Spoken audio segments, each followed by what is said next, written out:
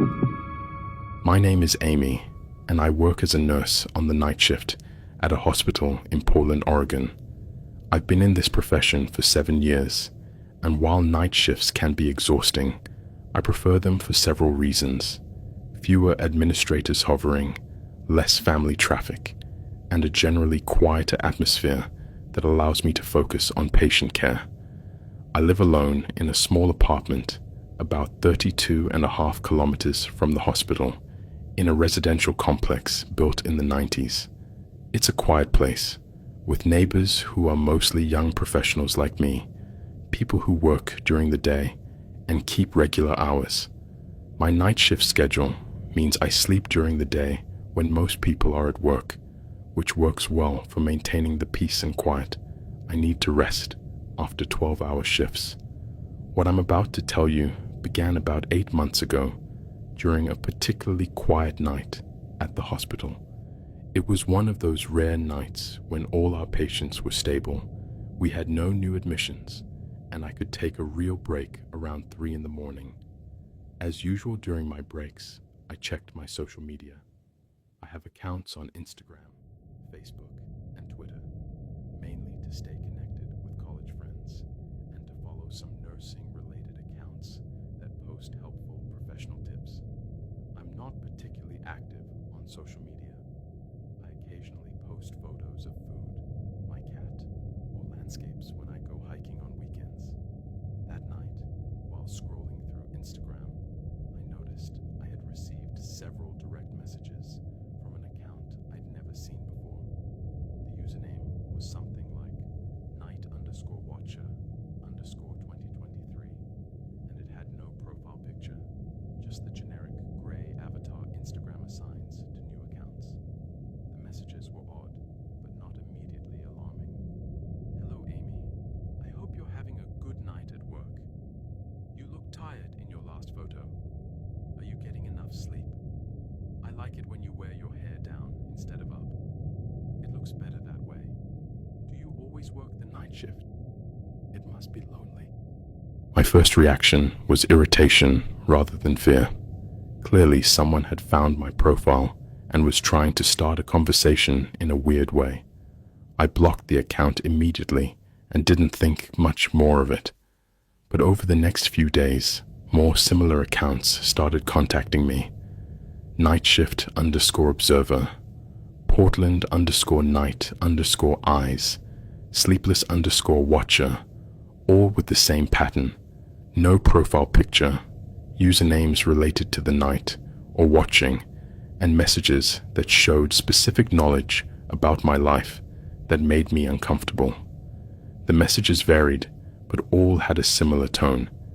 How was your shift last night? You seemed stressed when you left the hospital. Your cat looks lonely when you're not home. Have you considered getting another one? That restaurant you went to on Sunday looks delicious. What was your favorite dish? The implication of these messages deeply unsettled me. Whoever it was hadn't just seen my social media posts. They seemed to be watching me in person.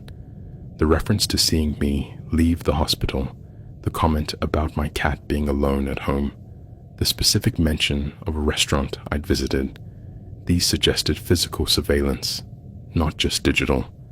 I started blocking each new account as it appeared, but it was like playing whack-a-mole.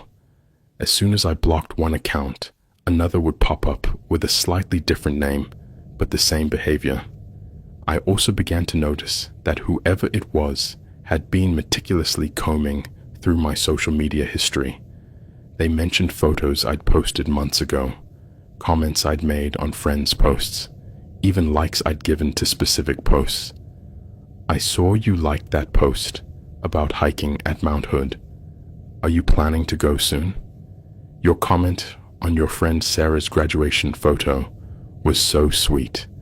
You can tell you care about your friends. I've been looking at your photos from last year. You've changed your style. I liked how you dressed before. Better, I decided to make my accounts private, limiting who could see my posts and send me messages. But this didn't stop the messages. They just became more specific and personal.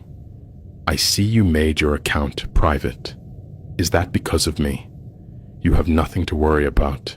Changing your privacy settings isn't going to change anything. I still see you. See you soon, Amy. That last message scared me enough to contact Instagram's platform and report all the accounts. I also changed all my passwords and adjusted every privacy setting I could find. For a week, the messages stopped, and I started to relax, thinking whoever it was had lost interest or been effectively blocked by my security measures. I was wrong. One morning, after a particularly exhausting shift, I got home around 8 in the morning to find something waiting at my apartment door. It was a small bouquet of flowers. Nothing fancy, just daisies that looked like they'd been picked from someone's garden, with a note attached. The note was written in careful block letters, "For Amy, who brightens even the darkest nights. I hope you have sweet dreams after your shift." There was no signature, no indication of who had left them. I looked around the apartment complex, but it was early morning on a weekday, and most of my neighbors had already left for work. I brought the flowers inside and immediately threw them in the trash. The idea that someone knew where I lived, that they had been at my door, made me feel violated and vulnerable in a way I'd never experienced before. That night at work, I told my coworker Jennifer about the flowers.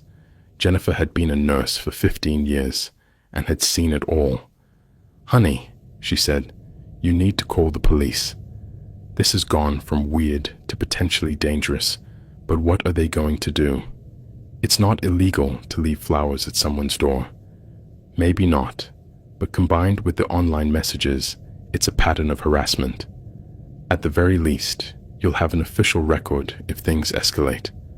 Jennifer was right, but part of me hoped it was just a one-off incident, that whoever it was would lose interest and move on. 2 days later, there was another gift waiting, a coffee mug with a design that said, "World's Best Night Shift Nurse," along with another note. "Thought you could use this during your long nights. Take care. Your secret admirer." This time, I called the apartment complex's management office to ask about security cameras.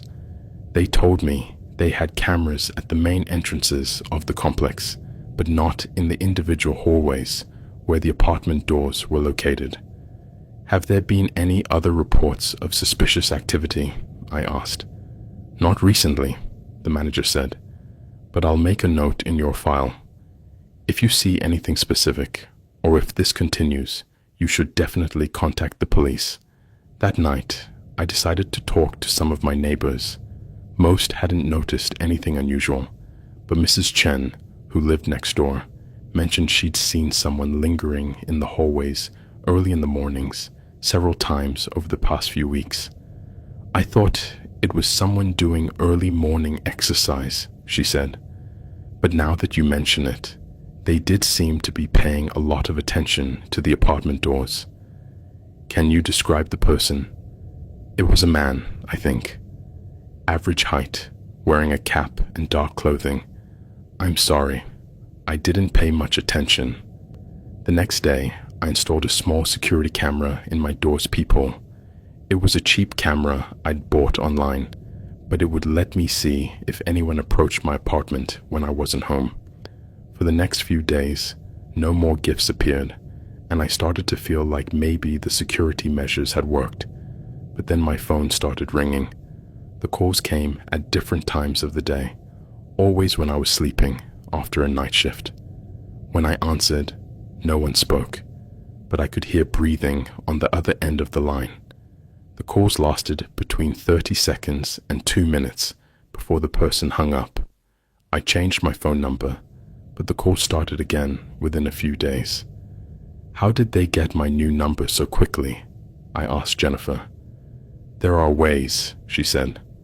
"If someone has access to your personal information, or if they've been watching you closely enough to figure out where you work, they could have gotten your new contact info in several ways." The idea that someone had been watching me at work terrified me. I started paying closer attention to my surroundings at the hospital, looking for unfamiliar faces or people who seemed to be paying too much attention to my movements.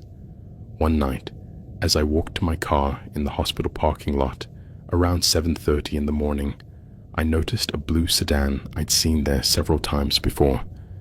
The car was parked far from the main entrance, in a section of the lot that was usually empty during the morning shift change. As I approached my car, the sedan started up and drove away slowly. I couldn't see the driver clearly, but I had an unsettling feeling that they'd been waiting for me to appear. That morning, when I got home, there was another gift waiting, a small, beautifully wrapped box. Inside was a simple necklace with a heart-shaped pendant and another note. "I've been watching you for a long time, Amy. You're more beautiful in person than you are in photos. Someday we'll be properly introduced. Until then, wear this and think of me." The intimacy of the gift, jewelry that they clearly expected me to wear, made me feel physically sick. There was also something disturbing about the phrase, "more beautiful in person than you are in photos," that suggested this person had seen me up close, possibly multiple times. I finally called the police. The officer who took my report was sympathetic but honest about the limitations of what they could do. "Unfortunately, leaving gifts isn't technically illegal," he explained. "The silent phone calls and online messages fall into a legal gray area. We can file a report and start a case, but unless this person makes specific threats or attempts physical contact, there's little we can do proactively." What should I do then? Document everything. Take photos of any gifts. Save screenshots of the messages. Keep a log of the phone calls. If this behavior escalates, we'll need that evidence to build a case. He also suggested I consider getting a restraining order, but noted that it would be difficult to enforce since we didn't know the person's identity. Over the next few weeks, I developed what I can only describe as constant paranoia. I checked my door camera obsessively, varied my routes to and from work, and was constantly on alert for the blue sedan or other cars that might be following me. The gifts kept arriving every few days. Flowers, chocolates, small pieces of jewelry, books they thought I'd like based on posts I'd made about reading months earlier. Each gift came with a note that grew progressively more personal and unsettling. "I know you're scared, but you have no reason to be. I just want to take care of you. I've been learning about your life, your interests, your dreams. We're more compatible than you could ever imagine. I'll find the courage to introduce myself soon. Until then, be patient with me." The scariest thing about the notes was how they demonstrated that this person had been studying my life with obsessive detail.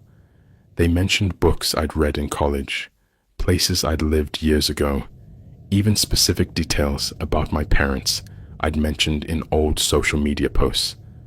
I also started finding evidence that someone had been in my apartment. At first, it was small things that could have been my imagination, objects that seemed slightly out of place, closet doors I thought I'd closed but were ajar, my clothes arranged differently in my drawers. But then I started finding things I definitely hadn't put there. A photo of me, taken by someone else without my knowledge, placed on my nightstand. A note saying, "You sleep so peacefully," hidden in my underwear drawer. Fresh flowers in a vase I didn't recognize, placed on my coffee table. The realization that someone had been entering my apartment while I was sleeping terrified me more than anything else that had happened. The idea that someone had been watching me sleep, had been looking through my personal belongings, had been in my most private space, made me feel completely helpless. I called a locksmith to change all my locks, including the ones on my patio. I also installed additional security cameras inside my apartment and bought a personal alarm I kept by my bed, but the intrusions continued. One morning, I woke up to find a note on my pillow that said, "New locks won't protect you from someone who really wants to get in. But I don't want to scare you. I just want to be close to you." That night, I couldn't sleep. I stayed up holding a kitchen knife, jumping at every sound, expecting someone to appear in my bedroom. The next day, I took a few days off work and stayed with my sister on the other side of town. I thought getting away from my apartment for a few days would give me time to think and maybe make the person lose interest. My sister Lisa had been worried about me for weeks, noticing that I'd lost weight and seemed constantly on edge. "Amy," she said as we sat in her kitchen drinking coffee, "this person clearly has serious issues. What they're doing isn't normal admirer behavior. It's obsessive, possibly dangerous behavior." "I know," I said, "but the police say they can't do much until they do something overtly threatening. Have you considered moving? Maybe getting a job at a different hospital in a different city?" "Why should I have to move? My life is here. My job, my friends, my apartment. Why should this person be able to force me out of my own life?" Lisa was right about considering moving, but the idea made me as angry as it did scared. I'd worked hard to build my career and life in Portland. I didn't want some stalker to force me to abandon everything. When I returned to my apartment after 3 days, I found a pile of gifts and notes waiting for me. Clearly, the person had noticed my absence. "I missed you while you were gone. Where did you go? I hope you're not trying to avoid me. I don't like it when you're not home. The apartment feels empty without you.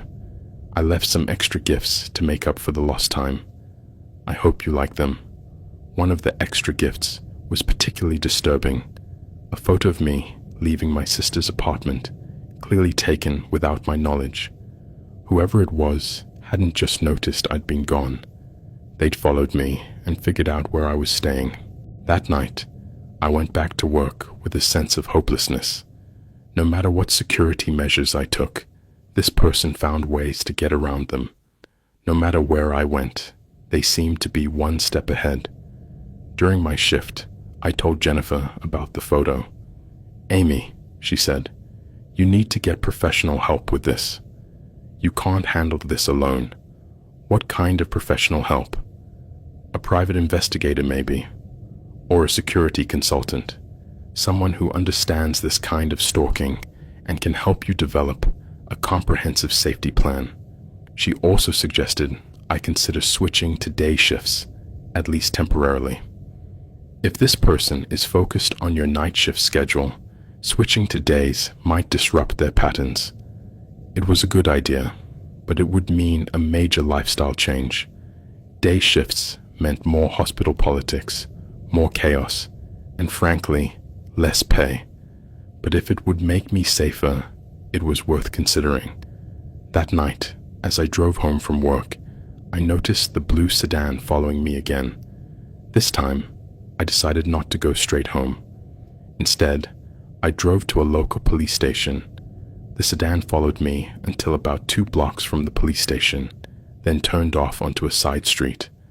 I parked in the police station lot and waited 30 minutes before driving home, taking a roundabout route and constantly checking my rearview mirror. When I got to my apartment, there was another gift waiting. A key. Just a simple key in a small jewelry box, with a note that said, "For when you're ready to let me in properly." The implication was clear and terrifying. This person had, or believed they had, a key to my apartment. I called an emergency locksmith that same night and had my locks changed for the second time in a month. I also installed an additional chain lock and a security bar for my door. The next morning, I contacted a private investigator my sister had found online. His name was Mark Richardson, a former cop who specialized in stalking and personal security cases. Mark came to my apartment that afternoon for a consultation. He was a man in his 50s, professional but empathetic, and clearly had handled similar cases before. "What you're describing is classic obsessive stalker behavior," he told me after reviewing all the evidence I'd collected. "This person has developed what they believe is a relationship with you, and in their mind, the fact that you haven't responded positively doesn't mean they should stop. It means they need to try harder. What can I do?" Several things. First, we need to enhance your physical security. Second, we need to try to identify who this person is. And third, we need to develop a plan for what you'll do if the behavior escalates. Mark helped me install a more sophisticated security system in my apartment, including cameras that connected directly to his office. He also taught me about counter-surveillance techniques and how to vary my routines in ways that would make it hard for someone to predict my movements. "The problem," he explained, "is that this person clearly has a lot of time and energy to devote to watching you. That suggests they either don't work or have a job that allows significant flexibility during the hours when you'd normally be sleeping." He also reviewed all the messages and notes I'd received, looking for clues about the person's identity. "The writing is consistent," he noted. "Always block letters, always black ink, always plain white paper. This person is being deliberately careful not to leave identifiable clues. But is there anything you can tell?" "A few things. The person is clearly educated. The grammar and spelling are consistently correct.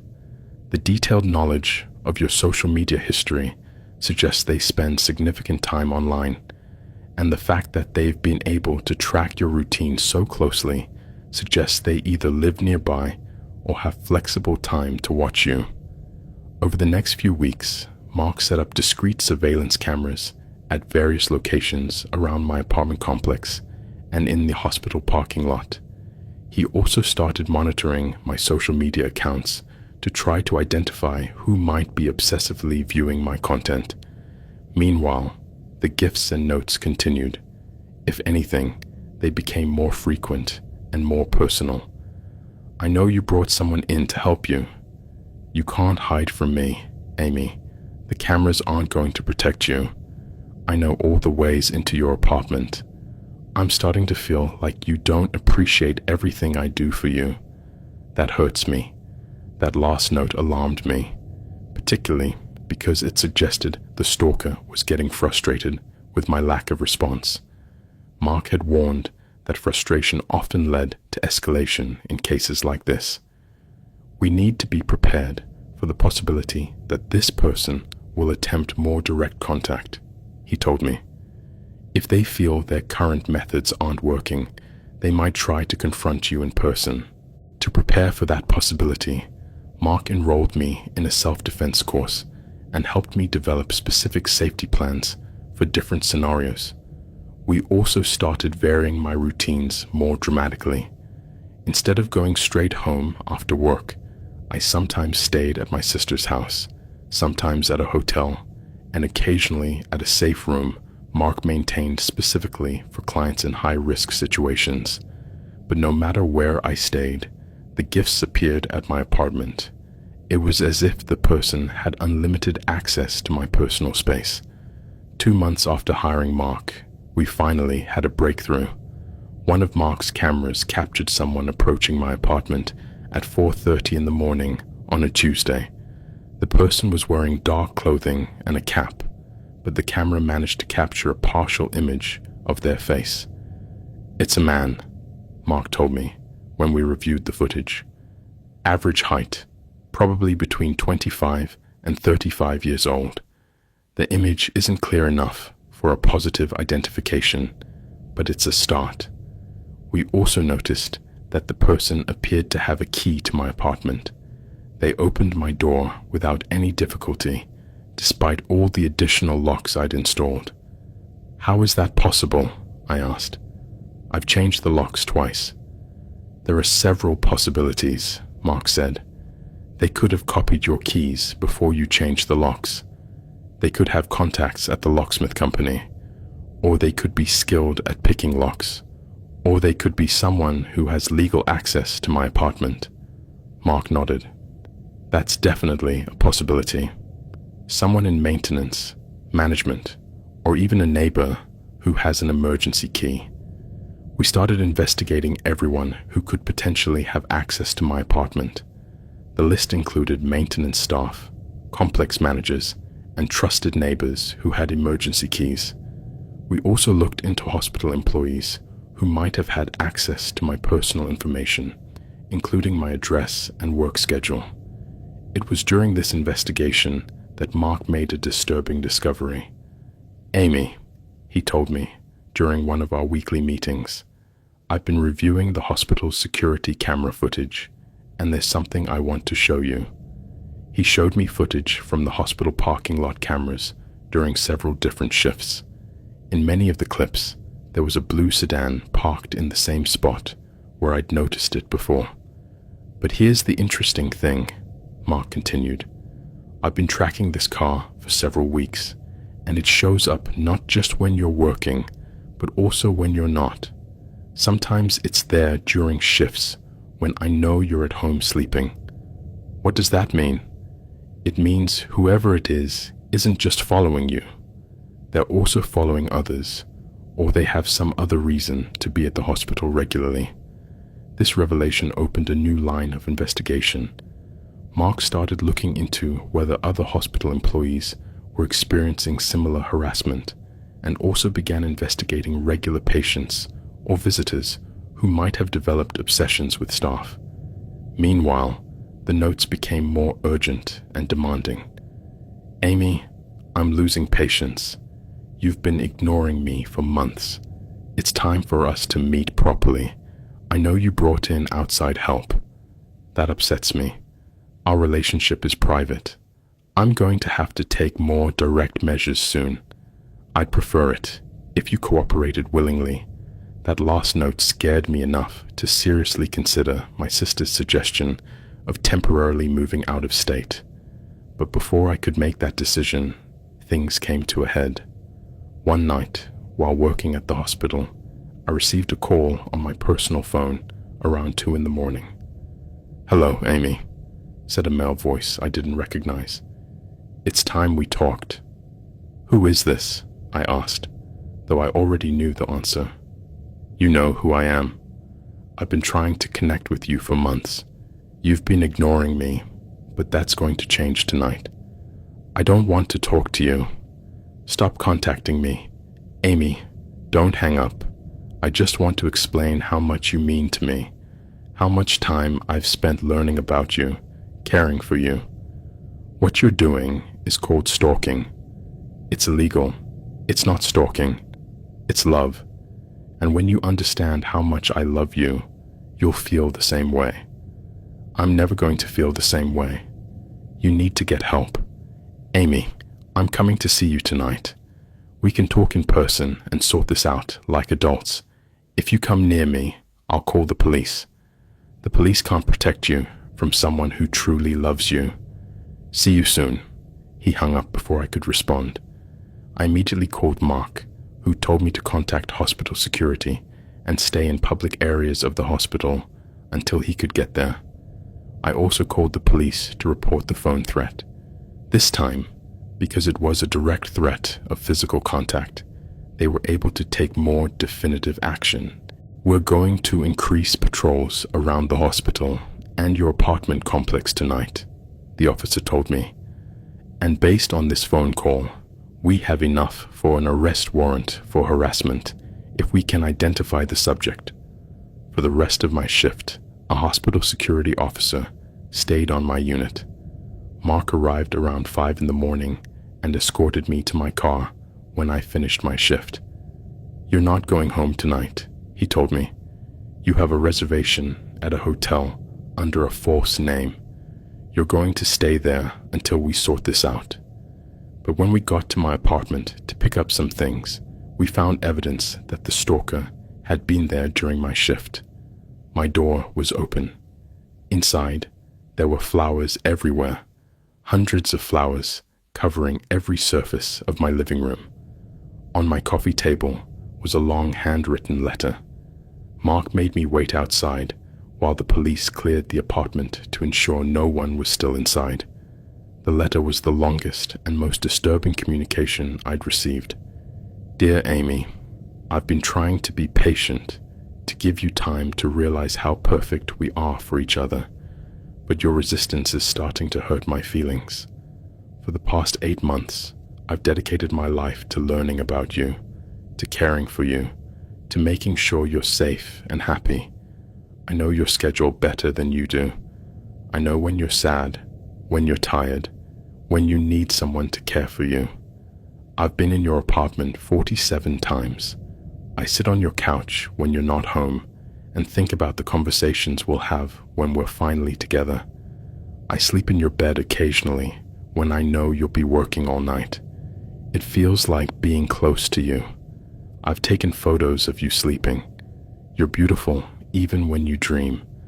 I have hundreds of photos of you at different moments in your life. Grocery shopping, leaving work, visiting your sister. My favorite collection is of you laughing. You have a beautiful laugh. I know you brought in outside help. I know about Mark Richardson. I know he installed cameras. I know you changed your routines, but he doesn't understand what we have. No one understands except us. Tonight, Amy, I'm coming to meet you properly. I've waited long enough. I've been patient enough. It's time for our real relationship to begin. Don't be afraid. All I want is to talk to you, to explain how much I love you, to show you all the ways I've been caring for you. Once you understand, I know you'll love me too. I'll be waiting for you. Forever yours, your soulmate. The letter had no signature, but there was something about the handwriting that was different from the previous notes. This one had been written in cursive, not block letters, as if the person had been too excited or anxious to maintain the carefully disguised writing. Amy, Mark said after reading the letter, this person has escalated significantly. This letter suggests they're planning to confront you physically tonight. But they don't know where I'll be, I said. I'll be at a hotel under a false name. That's true. But they've also shown a consistent ability to find you no matter what precautions you take. We can't assume the hotel is going to be safe. The police agreed with Mark. The detective assigned to my case, Detective Rodriguez, recommended that I consider leaving town for a few days while they investigated more aggressively. Based on this letter, we have enough evidence to get search warrants, he explained. We're going to analyze fingerprints, handwriting, any DNA evidence we can find in your apartment. But that's going to take time, and in the meantime, this person is clearly escalating toward a confrontation. That night, I stayed at a hotel near the airport, under the name Mark had registered. But I couldn't sleep. Every sound in the hallway, every voice passing my door, made me jump. At 3 a.m, my phone rang. It was a number I didn't recognize. Hello, Amy. I know you're not at home. That's okay. I can wait. How did you get this number? How did you know I wasn't at home? Amy, sweetheart, I know everything about you, including that you're at the Marriott Hotel near the airport. Room 237. My blood ran cold. I had checked in under a false name. I had paid in cash. There was no way he could know where I was. But don't worry, he continued. I'm not coming there tonight. I want you to come home on your own. I want you to choose to be with me. I'm never going to choose to be with you. What you're doing is wrong. Amy, you're hurting me when you say those things. After everything I've done for you, all the love I've shown you, how can you be so cruel? Stalking me isn't love. Breaking into my apartment isn't love. Following me isn't love. It's the purest form of love, he said, and there was something in his voice that suggested he genuinely believed this. It's love without boundaries, without conditions, without reservations. It's obsession, and it's terrifying. It's only terrifying because you don't understand yet, but you will. I hung up and immediately called Mark. I need to get out of Portland, I told him. Tonight. He knows where I am. How is that possible? I don't know, but he called and told me the specific hotel and room number. Mark arrived at the hotel in 20 minutes. He helped me pack quickly, and we drove all night to Seattle, where I stayed with a cousin I hadn't seen in years. For the next 3 days, I stayed in Seattle, while Mark and the police intensified their investigation in Portland. They eventually got a search warrant to review security camera footage from all the hotels in the airport area. That's how they finally got a clear image of the stalker. Amy, Mark told me when he called with the news, we have an identification. The hotel cameras had captured a man in the lobby around the time I'd received the phone call. He had been using the hotel's public phone to make the call, and the cameras had gotten a clear image of his face. His name is David Peterson, Mark told me. He's 28 years old, lives in Beaverton, works as an IT technician for a company that contracts services to the hospital where you work. He knows my information because he has access to the hospital's systems. Exactly. His company handles network maintenance for the hospital. That's given him access to employee directories, schedules, and even the hospital's security camera footage. That explains how he knew so much about my schedule. Yes, and it also explains how he was able to track your movements so easily. He's been using his professional access to monitor you. The police arrested David Peterson that afternoon at his workplace. During the search of his apartment, they found evidence that confirmed the extent of his obsession.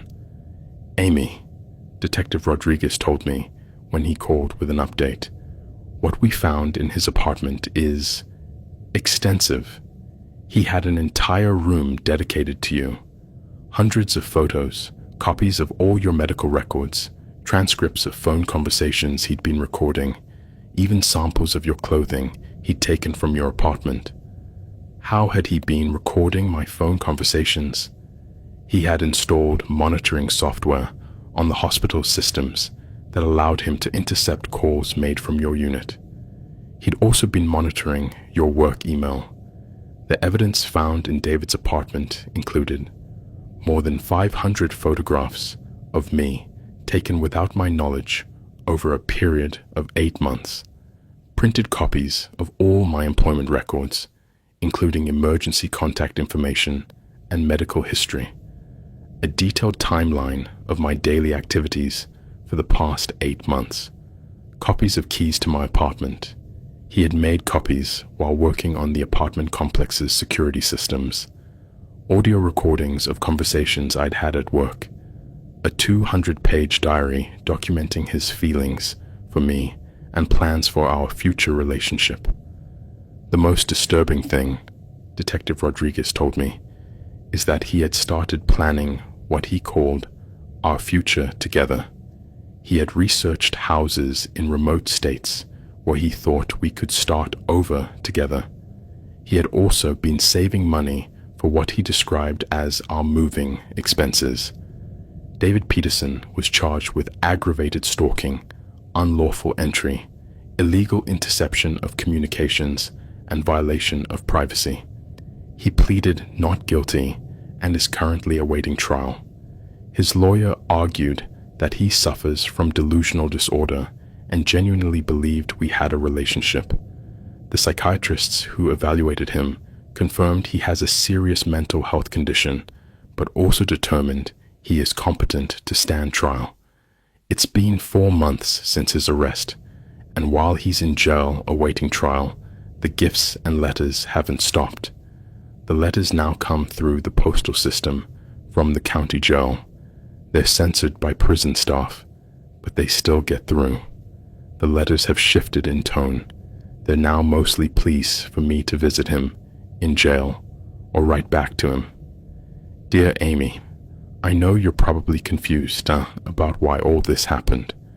I want to explain my feelings to you in person. Could you visit me? I just want to talk to you. Once.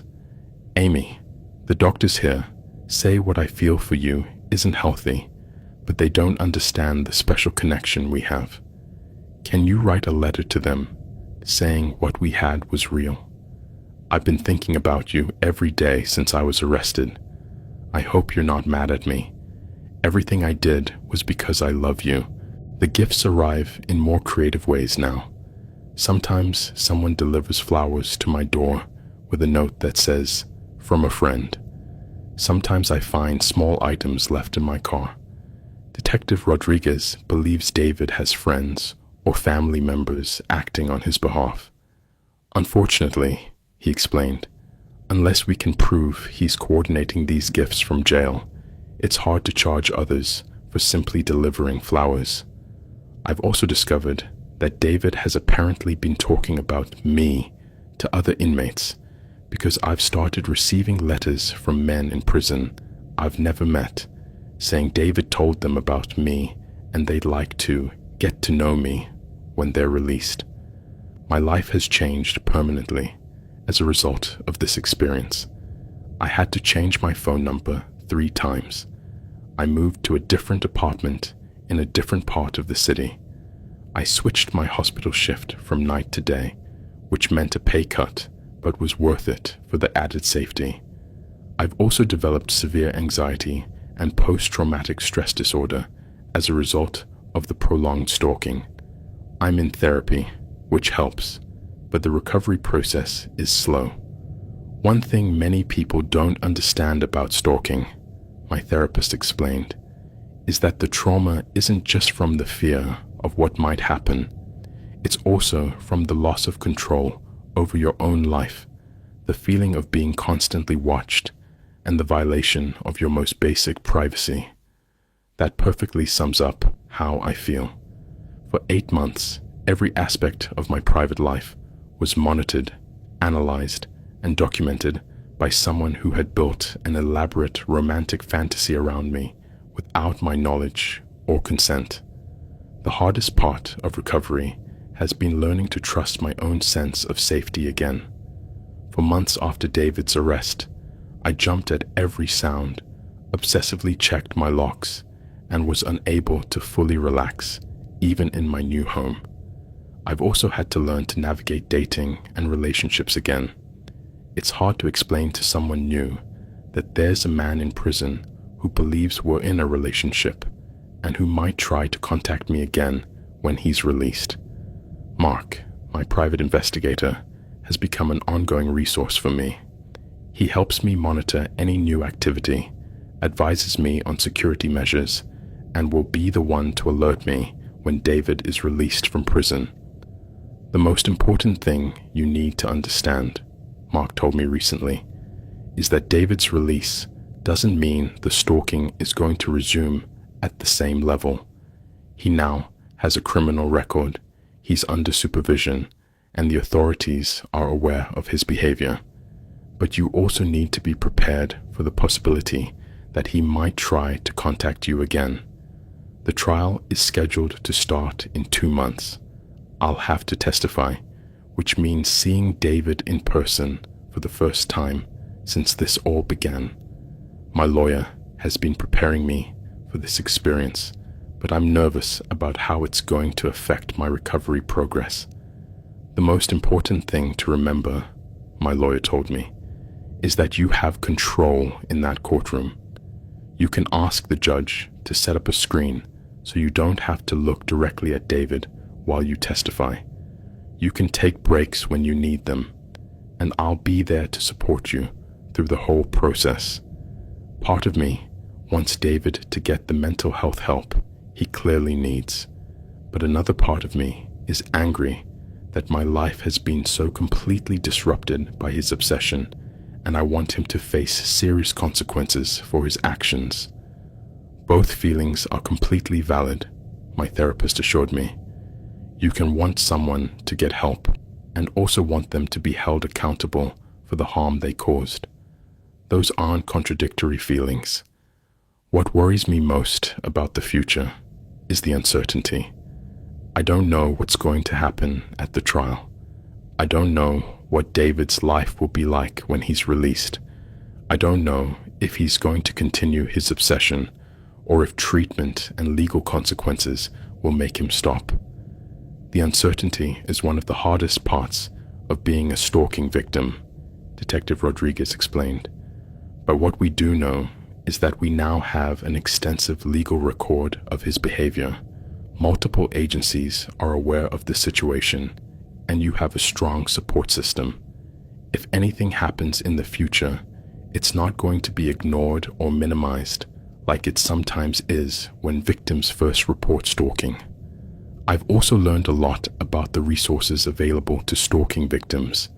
There are organizations that provide free legal counseling, support groups for survivors, and even programs that help with relocation if necessary. One thing I wish I'd known from the beginning, I told my sister recently, is that there are a lot more people who understand this kind of experience than I thought. I wasn't as alone as I felt. I've started participating in a support group for stalking victims. Hearing other people's stories has helped me process my own experience and has also given me hope about recovery. What I've learned, a woman in the group who had gone through a similar experience told me, is that while you can never undo the experience of being stalked, you can regain control over your life. It's a process, but it's possible. That's become my focus, not trying to go back to who I was before this happened, because that person no longer exists, but building a new version of myself that's stronger, more aware, and more capable of protecting my own safety and well-being. I've made significant changes to my online presence. I deleted all my personal social media accounts and only keep a professional LinkedIn account that I use strictly for work. I don't post personal photos. I don't share details about my private life, and I'm very careful about what information is publicly available about me. I've also changed many aspects of my daily routines. I vary my routes to work. I don't go to the same places regularly, and I always tell someone where I'm going to be and when I expect to return. These precautions will become less necessary over time, Mark assured me. But for now, it's wise to keep a low profile and be unpredictable in your movements. One thing I didn't expect was how much this experience would affect my relationships with other people. Some of my friends and family have been incredibly understanding and supportive.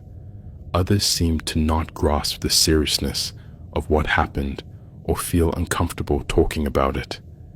It's common for stalking victims to lose some relationships as a result of their experience, my therapist explained. Unfortunately, not everyone is capable of providing the kind of support you need during recovery, but I've also developed deeper relationships with the people who have supported me through this time. My sister Lisa has become my emergency contact person, and we check in with each other daily. My friend Jennifer from work has educated herself about stalking and is now one of my strongest advocates. Work has also been a source of support. The hospital took the case very seriously and has implemented stricter policies about who has access to employee information. They've also provided me with resources for counseling and have been flexible about my schedule when I've needed time off for medical appointments or legal proceedings. What happened here was a serious violation of trust and safety, my supervisor told me. We want to make sure something like this never happens again, and we want to support you through your recovery. Despite all the trauma and disruption to my life, there are some positive things that have come out of this experience. I've developed a resilience I didn't know I had. I've learned to advocate for myself in ways I never had to before, and I've found a community of people who understand what I've been through. I've also started doing advocacy work for other stalking victims. I speak at support groups, help others navigate the legal system, and work with local organizations to educate about the realities of stalking and cyberstalking. Your experience, while terrible, can help other people, the victim coordinator at the district attorney's office told me. A lot of victims feel alone and confused when stalking begins. Hearing from someone who's been through it and survived can be incredibly powerful. But despite all the progress I've made in recovery, the reality is that David Peterson is still a presence in my life. The letters from prison keep coming. The occasional gifts still show up, and I know that at some point he'll be released and might try to resume the stalking. The most important thing to remember, Detective Rodriguez told me recently, is that you now have a support system, resources, and experience you didn't have before. If anything happens in the future, you know how to respond quickly and effectively. I also have a more sophisticated safety plan. I know exactly what to do if David violates the terms of his release. I have direct contacts at the police department, a lawyer on retainer, and a private investigator who can respond immediately. The goal isn't to live in fear, my therapist explained. The goal is to be prepared so you can live your life with confidence, knowing you have the tools to protect yourself if necessary. To this day, 8 months after David Peterson's arrest, I still receive occasional letters and gifts. The police have done everything they can within the bounds of the law, but as David pleaded not guilty and is awaiting trial, the legal process continues slowly. I don't know who David Peterson really is beyond the basic facts we uncovered during the investigation. I don't know what motivated him to fixate on me specifically. I don't know if he genuinely believes we had some kind of relationship, or if he knew what he was doing was wrong. And honestly, I'm not sure I want to know the answers to those questions anymore.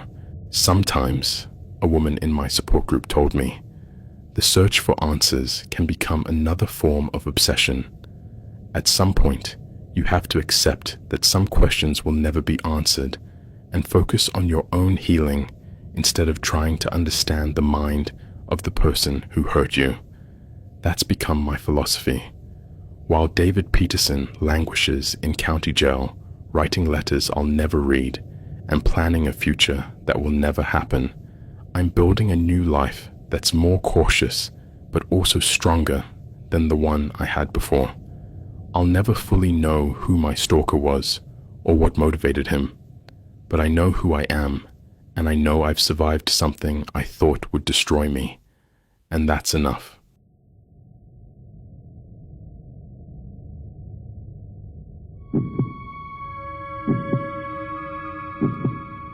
Hello everyone, I'm Pedro, and if you're here on my channel, you already know I narrate real-life horror stories, the kind that land in my inbox as anonymous confessions, loaded with details that make you glance twice at the shadows before going to bed.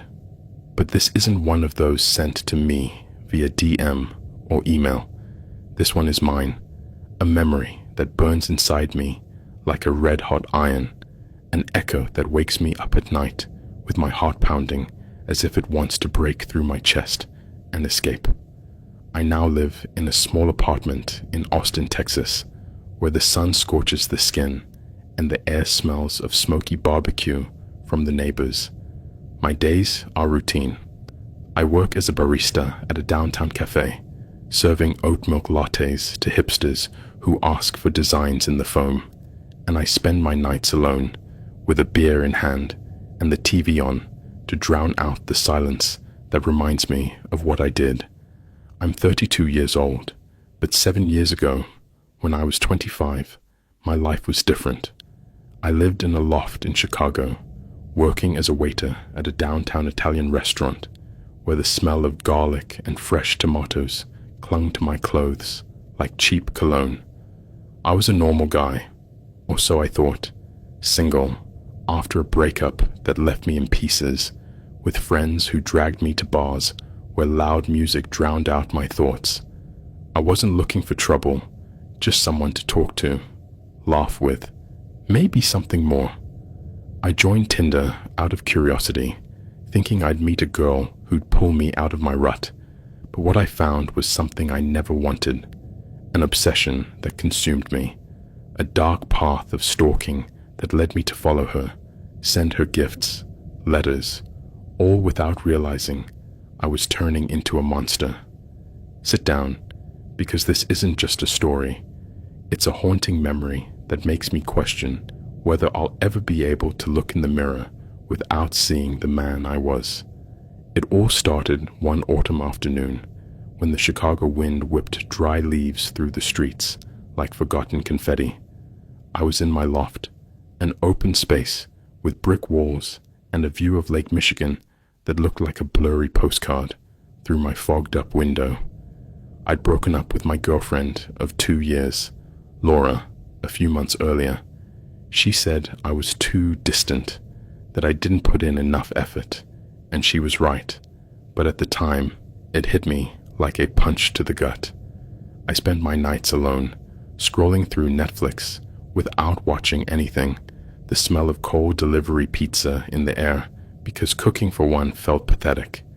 My friends told me, get out, meet people, use Tinder, it's easy. At first, I resisted, thinking it was for desperate people, but one night, with a beer in hand and the TV murmuring a Bulls game I didn't care about, I downloaded the app. It was a game of lights and faces, a parade of smiles and witty bios that said things like, dog lover and taco enthusiast, what else do you need? I swiped right on a few, but one girl stood out. Sophia, 24 years old, brown hair, green eyes, and a bio that read, exploring Chicago, one coffee cup at a time. Care to join? Her main photo was her at a cafe, holding a book with a smile that seemed genuine, not the perfect Instagram pose. Her smile was like a hook, and before I knew it, I sent her a message. What's the best coffee spot in the city? Asking for a friend who needs an excuse to ask you out. She replied quickly, with a laughing emoji. Intelligentsia, but only if you promise not to spill mine. That's how it started, with light chats that became daily, a steady stream of messages that made me smile at work, while serving pasta and wine to couples who seemed happy, envying their connection as I built mine through a screen. Sophia was perfect, or so I thought. She worked as an elementary school teacher at a school in North Chicago, lived in an apartment with her cat, Mr. Whiskers, and loved 80s movies like me. We talked about everything, our dreams, my crazy shifts at the restaurant, where the smell of garlic stuck to my skin like a second layer, her stories about kids that made her laugh until she cried. It wasn't long before I suggested meeting up. How about a real coffee, not just talking about them? She agreed, and I was thrilled. We set a date at a cafe in Wrigleyville, a place with wooden tables and the aroma of roasted beans that filled the air like a warm hug. I arrived early, nervous, adjusting my blue shirt that I thought made me look good, and when she walked in, I knew it was her. Brown hair falling in soft waves, a smile that lit up the room, and a floral dress that smelled faintly of vanilla when she approached. Pedro, right? I'm Sophia, she said, extending her hand with a warmth that made me forget my nerves. We sat, ordered lattes, mine with cinnamon, hers with almond milk, and the conversation flowed as if we'd known each other forever, the cafe's noise fading as we talked about our lives, how she'd moved from New York looking for a change, and my dreams of traveling someday. Her laugh was contagious, a light sound that made me feel alive, and when we parted with a hug that lasted a second longer than necessary, I knew I wanted to see her again. The dates became regular, a rhythm that filled my life with color in a city that sometimes felt gray. Sophia was everything I didn't know I needed. Smart, with a sarcastic humor that made me laugh until my stomach hurt, and a warmth that made me forget the loneliness of my loft. We went to parks where the smell of fresh grass mixed with the scent of hot dogs from street vendors, to theaters where salty popcorn crunched between our teeth as we watched thrillers that made us clutch each other's hands in the dark. But little by little, that warmth turned into something more intense, a fire that consumed me. I started thinking about her all the time, checking my phone every 5 minutes for a message, imagining scenarios where she left me, where I wasn't enough. It wasn't love, it was obsession, a slow poison that seeped into my thoughts like ink in water. I began following her Instagram compulsively, analyzing every like, every story, wondering who that friend was, who commented with heart emojis. "Who's that guy?" I asked one night, my voice sharper than I intended, as we ate pasta in my loft, the smell of garlic filling the air. She laughed, but her smile was tense. "Just a friend from work, Pedro. Don't be paranoid." But the paranoia grew, a knot in my stomach that wouldn't untie, and I started doing things I'm now ashamed of. Following her from a distance when she went out with friends, standing at the corner of her building to see if she came home alone, the autumn night's chill clinging to my skin like a warning I ignored. The obsession turned into actions. I started sending her anonymous gifts, flowers left at her door with notes that said, "I think of you every second." The scent of fresh roses I imagined filling her apartment like my invisible presence. Handwritten letters detailing how her smile lit up my world slipped into her mailbox with trembling hands. I didn't realize I was crossing lines. In my mind, it was romantic, a gesture to show my love, but in reality, it was stalking, a poison that seeped into her life as it did into mine. One night, she confronted me on a date, her voice shaking in an Italian restaurant where the smell of tomatoes and basil turned nauseating with the tension. "Pedro, was it you who left the flowers? The letters? You're scaring me." Her smile was gone, replaced by fear, and that should have been my cue to stop. But the obsession was a monster that controlled me, a fire that burned through all reason. I started following her more closely, hiding in the shadows of buildings, taking photos from afar to remember her, my phone filled with images I reviewed in the darkness of my loft, the screen's glow illuminating my face like a ghost of myself. The climax came one winter night when snow blanketed Chicago like a cold, white sheet. Sophia had blocked me on all social media. Her number changed, but I knew where she lived, a brick building in Logan Square with creaky stairs and the smell of curry from the neighbors. I stood outside her window, watching her silhouette move in the warm light, my heart pounding with a mix of love and desperation. I rang her buzzer, her voice trembling through the intercom. "Who is it?" "It's me, Pedro. Please, let me explain." But she screamed, "Go away, or I'll call the police." The fear in her voice was like a bucket of cold water, breaking the spell, and I realized what I'd done, what I'd become. I ran home, the cold burning my skin, and spent the night staring at the ceiling, the suspense of what might happen. Police at my door, stalking charges, turning into a terror that consumed me. I checked myself into a psychiatric hospital the next day, voluntarily, knowing I needed help, that the obsession was a sickness that had devoured me. The place smelled of disinfectant and institutional food, and the therapy sessions were like digging into an open wound, painful but necessary. I was there for 3 months, learning to recognize the signs, to control the impulses, to understand that love isn't possession. I got out recently, with medication and tools to manage the anxiety, but the emptiness lingers. I don't know anything about Sophia. I haven't looked her up, haven't contacted her, respecting the space she demanded with her scream.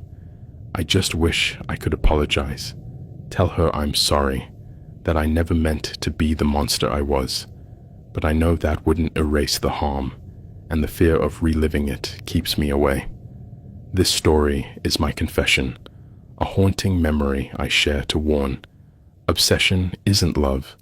It's a poison that destroys you from within, and once it starts, the suspense of what might happen is worse than any nightmare.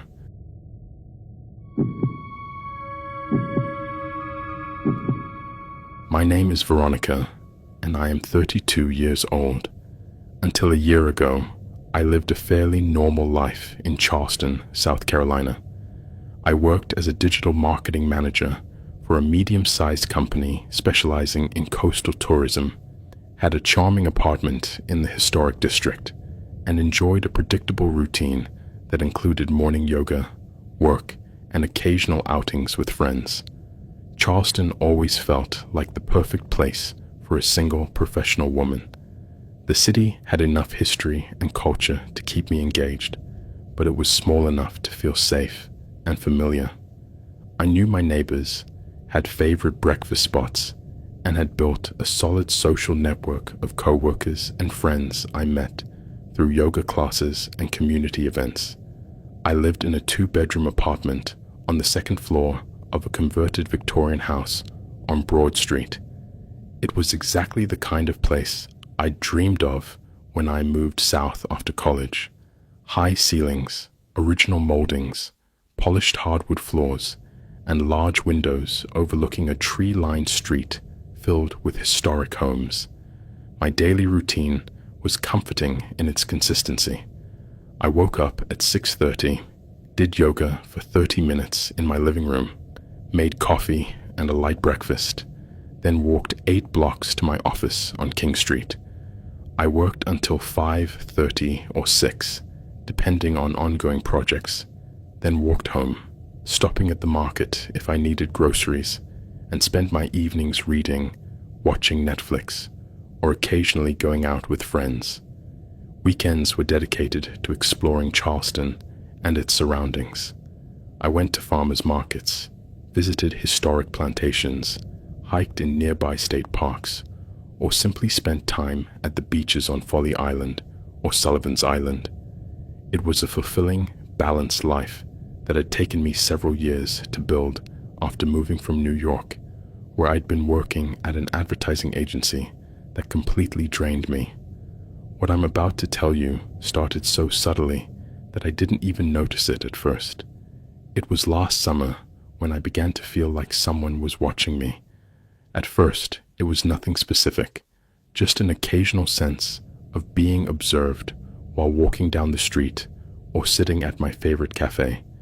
You know that feeling when you can sense eyes on you, but when you look around, you can't pinpoint who's watching.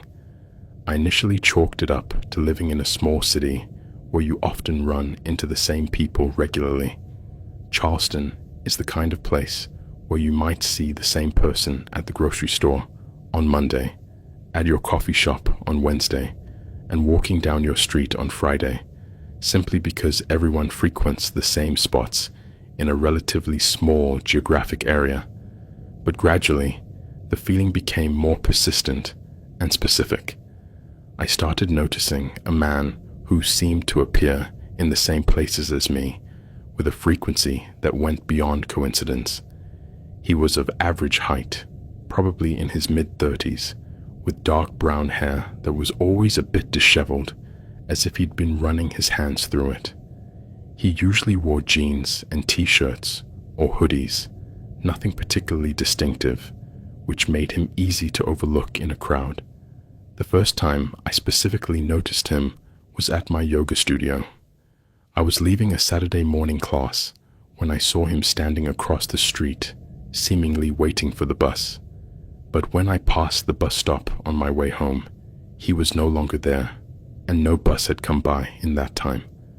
A week later, I saw him at Whole Foods while doing my weekly grocery shopping. He was in the organic produce aisle, looking at tomatoes, but I noticed he hadn't put anything in his cart. When I moved to the dairy section, he moved in that direction too.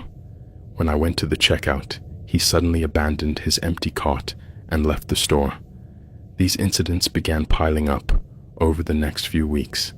I saw him at my favorite cafe on King Street, always seated at a table where he could see the entrance. I noticed him walking on Broad Street when I was going to or coming from work, always at a distance, but clearly moving in the same direction as me. Once, I saw him standing at the corner near my apartment when I went out for a run on a Sunday morning. Each incident on its own could have been explained as coincidence, but the pattern was too consistent to be random. I started paying closer attention to my surroundings, and that's when I realized the issue was bigger than I'd initially thought. Not only was I seeing this man in public places, but I also began noticing strange things around my apartment. Small things at first. My car parked slightly differently from how I'd left it, as if someone had moved it a few inches. My trash bin contents rearranged, as if someone had been sifting through it. The flowers in my front porch planters trampled, as if someone had been standing too close to my door. One morning, I left for work and found a single red rose placed on my car's windshield. There was no note, no explanation, just the rose held in place by my wipers. My first reaction was confusion rather than alarm. Maybe it was from a neighbor who was interested in me but too shy to approach directly. Or maybe it was from someone who mistook my car for someone else's. I tossed the rose and didn't think much more of it. But 2 days later, there was another rose. This time, there was a small note attached that read, "Hope you have a beautiful day. Your secret admirer." This started to alarm me. Someone clearly had been paying enough attention to my routine to know which car I drove and where I parked it. It also suggested that whoever it was had been watching me long enough to develop what they perceived as a connection with me. I began varying my routine slightly, parking in different spots, leaving at different times when possible, taking different routes to work. But the roses kept appearing, sometimes on my car, sometimes at my apartment door, occasionally on my desk at work. I thought of you during my lunch today. Your smile brightens my day. I hope we can meet soon. The notes became more personal and specific, suggesting that whoever was writing them had been observing my behavior closely. I like when you wear that blue dress. It looks beautiful on you. I saw you were stressed at work this week. I hope things get better. Your morning yoga routine is inspiring. You look so peaceful afterward. That last note terrified me because it suggested someone had been watching my apartment closely enough to know about my morning yoga routine, which I did in my living room with the curtains closed. I decided to report the situation to the police. The officer who took my report was polite, but not particularly alarmed. "Do the notes contain specific threats?" he asked. "No," I admitted, "but someone is clearly following me and watching my apartment. Have you seen this person on your property?" "Not directly, but the roses keep appearing, and the notes suggest someone has been watching me very closely. Unfortunately, leaving flowers isn't illegal," he explained, "and unless the person makes specific threats or trespasses on your property, there's little we can do except document your concerns." He suggested I start keeping a log of all incidents, including dates, times, and any specific details I could recall. "If the situation escalates," he said, "we'll need that documentation to build a case." I began keeping a detailed diary of everything I noticed out of the ordinary.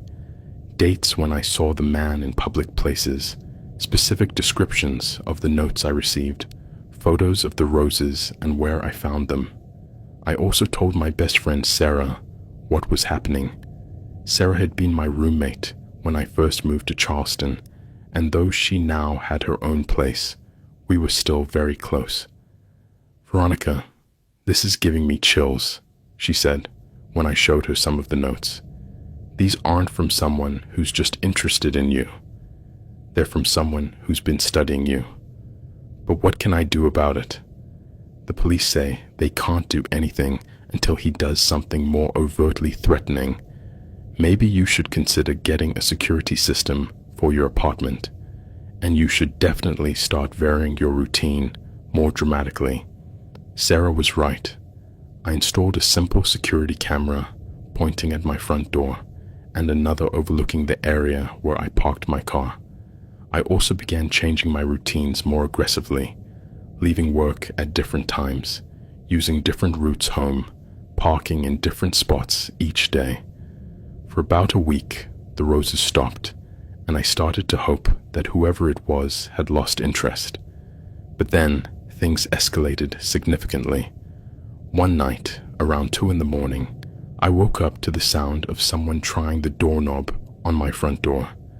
My apartment was on the 2nd floor, which meant whoever was at my door had climbed the external stairs specifically to get to my apartment.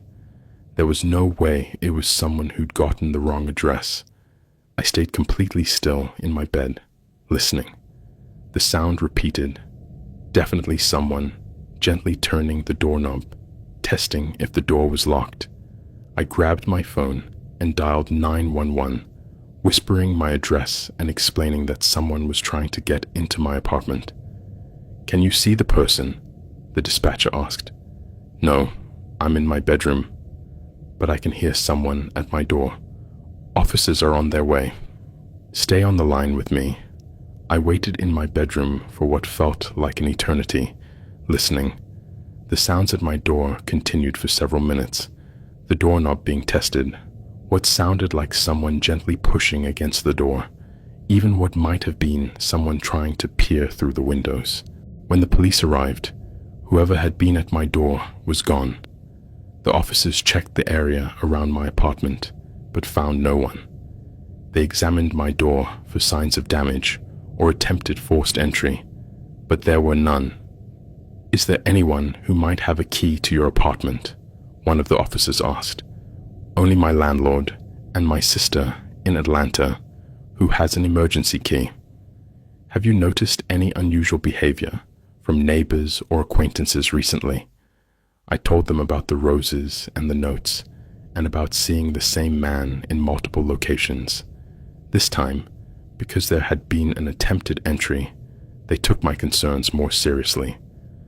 "We're going to increase patrols in this area for the next few weeks," they told me, "and we strongly recommend you consider additional security measures for your apartment." The next day, I hired a locksmith to install additional deadbolts on my door and security bars on my first floor windows. I also upgraded my security camera system to something more sophisticated that would alert my phone if it detected motion. For the next few days, I felt safer with the added security measures, but my sense of safety was short-lived. 3 nights after the attempted entry, my new security camera detected motion around 3 a.m. I checked the footage on my phone and saw a figure moving around the area where I parked my car.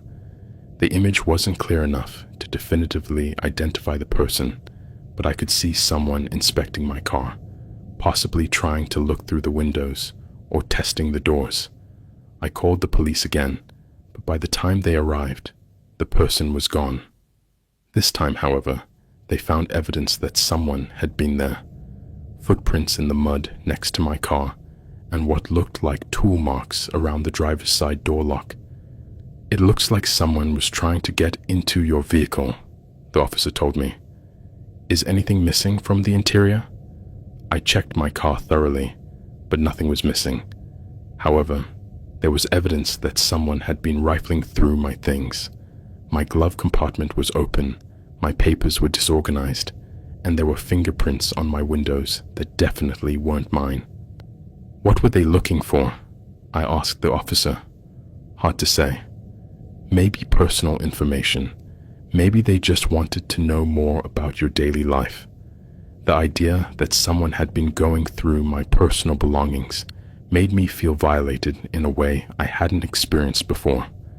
My car contained receipts showing where I shopped for groceries, where I went to the gym, even bills that could give clues about my financial situation.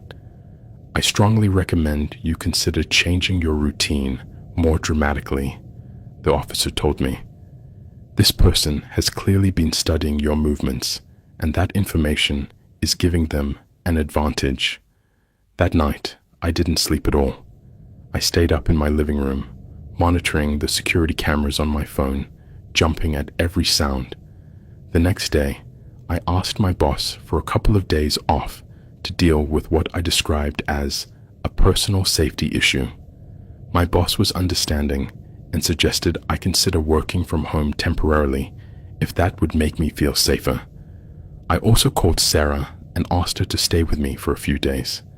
Sarah arrived that afternoon with a weekend bag and a determination to help me figure out what was going on.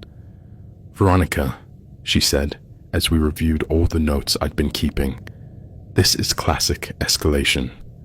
This person started with distant observation, then moved to leaving gifts, then tried to get into your apartment, and now they're trying to get into your car. What's next?" It was a terrifying question I didn't want to consider. That night, Sarah and I were sitting in my living room watching a movie when my security camera went off around 11 at night. We checked the footage on my phone and saw someone standing directly in front of my front door. This time, we could see the person more clearly than before. It was definitely the same man I'd been seeing in public places. Average height, disheveled brown hair, wearing dark jeans and a hoodie. But what terrified me most was that he was looking directly at the camera, as if he knew it was there. He held the gaze for several seconds, then smiled and waved. "He knows you're watching," Sarah whispered. We called the police immediately, but by the time they arrived, the man was gone again. This time, however, he had left something. A note slipped under my door. "Veronica, I know you're scared, but you have no reason to be. I just want to get to know you. You've been avoiding me, but I know deep down you know we're meant to be together. I've been watching you for months, and I know we're perfect for each other. Please stop running from me. Let me show you how much I care." The note wasn't signed, but at the bottom there was a phone number. The police took the note as evidence and said they would try to trace the phone number.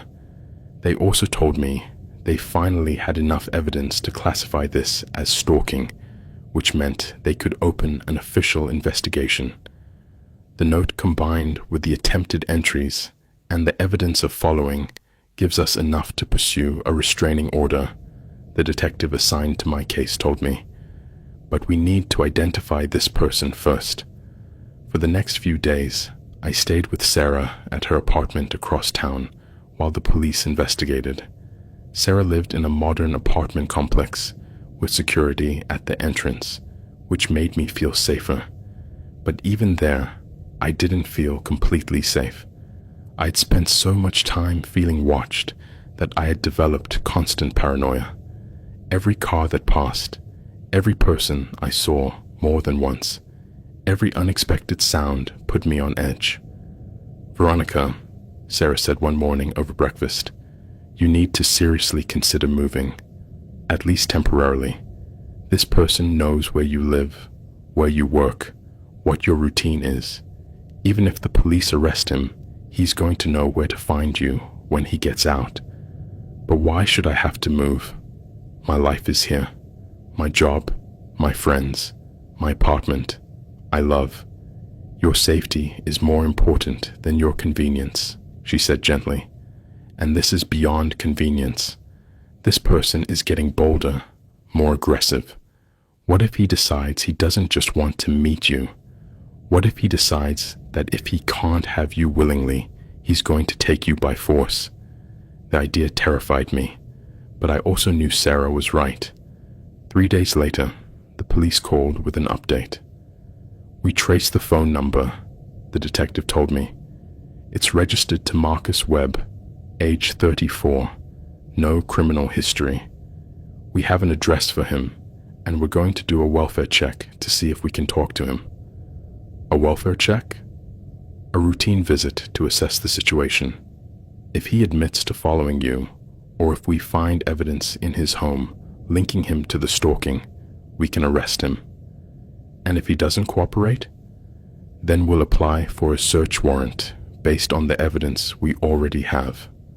That afternoon, the detectives visited Marcus Webb's address. What they found terrified me even more than the stalking itself.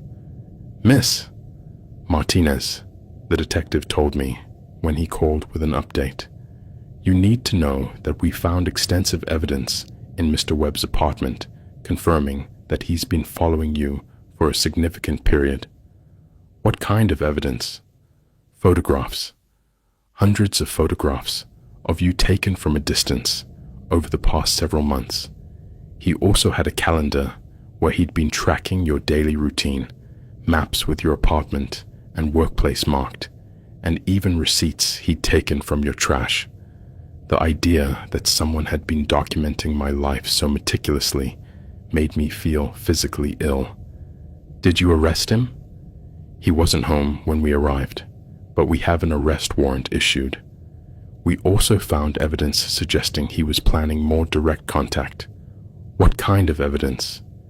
"I prefer not to go into specific details over the phone, but I can tell you we believe you were in immediate danger." The detective recommended that I not return to my apartment until Marcus Webb was arrested. For the next few days, I stayed with Sarah, waiting for news about the arrest. But Marcus Webb seemed to have vanished. The police checked his apartment multiple times, monitored his workplace, and even contacted family members, but no one had heard from him since the night he left the note at my door. "It's possible he realizes we're looking for him and has fled," the detective told me.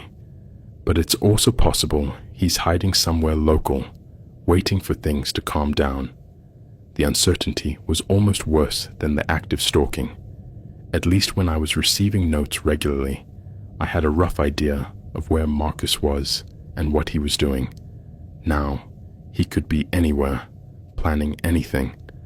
A week after the search for Marcus began, my boss called with alarming news. "Veronica," he said, "someone has been calling the office asking for you. They won't identify themselves, but they insist they need to talk to you about an urgent personal matter." "What did you tell them?" "We told them you weren't available and that we couldn't give out information about employees. But they've called 3 times just today." "Could you recognize the voice?" "It was a man, sounded calm but persistent.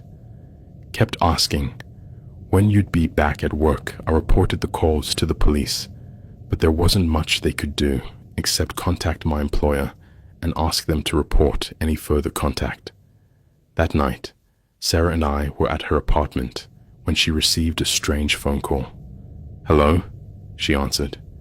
She listened for a moment, then looked at me with an alarmed expression. "Sorry, you have the wrong number." She hung up quickly. "Who was that?" I asked. "A man asking if I knew where he could find you. Said he was an old friend who'd been trying to reach you." "Did he give a name?" "No, but Veronica, how did he get my number? And more importantly, how did he know you'd be here?" That question terrified me. I hadn't told anyone except my family and the police that I was staying with Sarah, and I'd been very careful not to post anything on social media that might indicate my location. "We have to assume he's tracking us somehow," I said. "Either he's been physically following us, or he has access to information we don't know he has." Sarah agreed. "I think it's time you seriously consider leaving Charleston, at least temporarily." That night, I called my sister in Atlanta. "Of course you can stay with me. she said when I explained the situation. You can stay as long as you need. But what do I do about my job? My apartment? My whole life is here. Veronica, your life isn't worth anything if you're not alive to live it.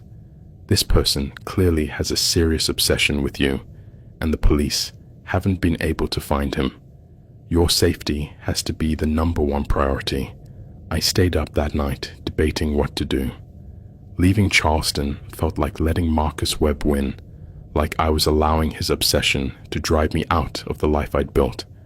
But the next morning, Sarah woke me with alarming news. Veronica, she said, someone was in my apartment last night. What do you mean? I found my front door unlocked this morning.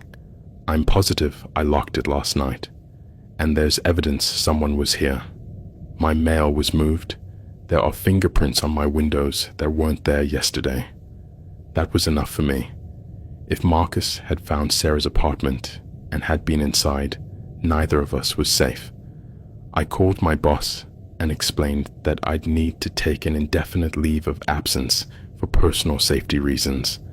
I called my landlord and told them I'd be away from my apartment indefinitely.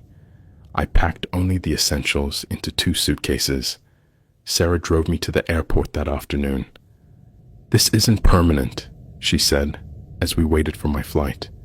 It's just until the police can find this guy and arrest him. But we both knew there was no guarantee that would happen soon, or that I'd feel safe in Charleston, even after Marcus was arrested. My sister picked me up at the Atlanta airport that night. During the drive to her house, she told me about measures we could take to keep me safe, changing my phone number, temporarily closing my social media accounts, even considering legally changing my name if the situation continued. The most important thing, she said, is that you completely break any predictable patterns. This person had months to study your routine in Charleston. If you're going to be safe, you have to become an entirely different person for a while. For my first few weeks in Atlanta, I lived in a state of constant anxiety. Every time I left my sister's house, I scanned the surroundings for any sign of Marcus or anyone who seemed to be paying too much attention to my movements. Gradually, I began to relax. Atlanta was a much larger city than Charleston, with millions of people and endless ways to blend into the crowd.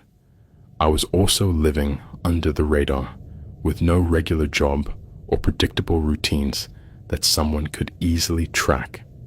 2 months after moving to Atlanta, the Charleston police finally arrested Marcus Webb. They found him in a hotel in Savannah, Georgia, about 2 hours from Charleston. He'd been living there for weeks, apparently waiting for me to return to my apartment. When he was arrested, they had extensive evidence of his continued obsession. More photographs, detailed maps of Charleston with my apartment and workplace marked, and even a plan he'd written about how to approach me in a way that I couldn't run away again. The plan we found suggests he was considering taking more extreme measures, the detective told me when he called with news of the arrest. We believe you made the right decision by leaving town. Marcus Webb pleaded guilty to aggravated stalking and was sentenced to 18 months in prison, followed by 5 years of probation, during which he was prohibited from contacting me in any way. But even with Marcus in prison, I didn't feel safe returning to Charleston.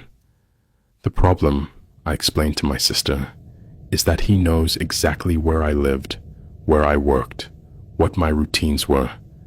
When he gets out of prison, he'll have all that information, and 18 months isn't a long time. So what do you want to do? I think I need to make this permanent.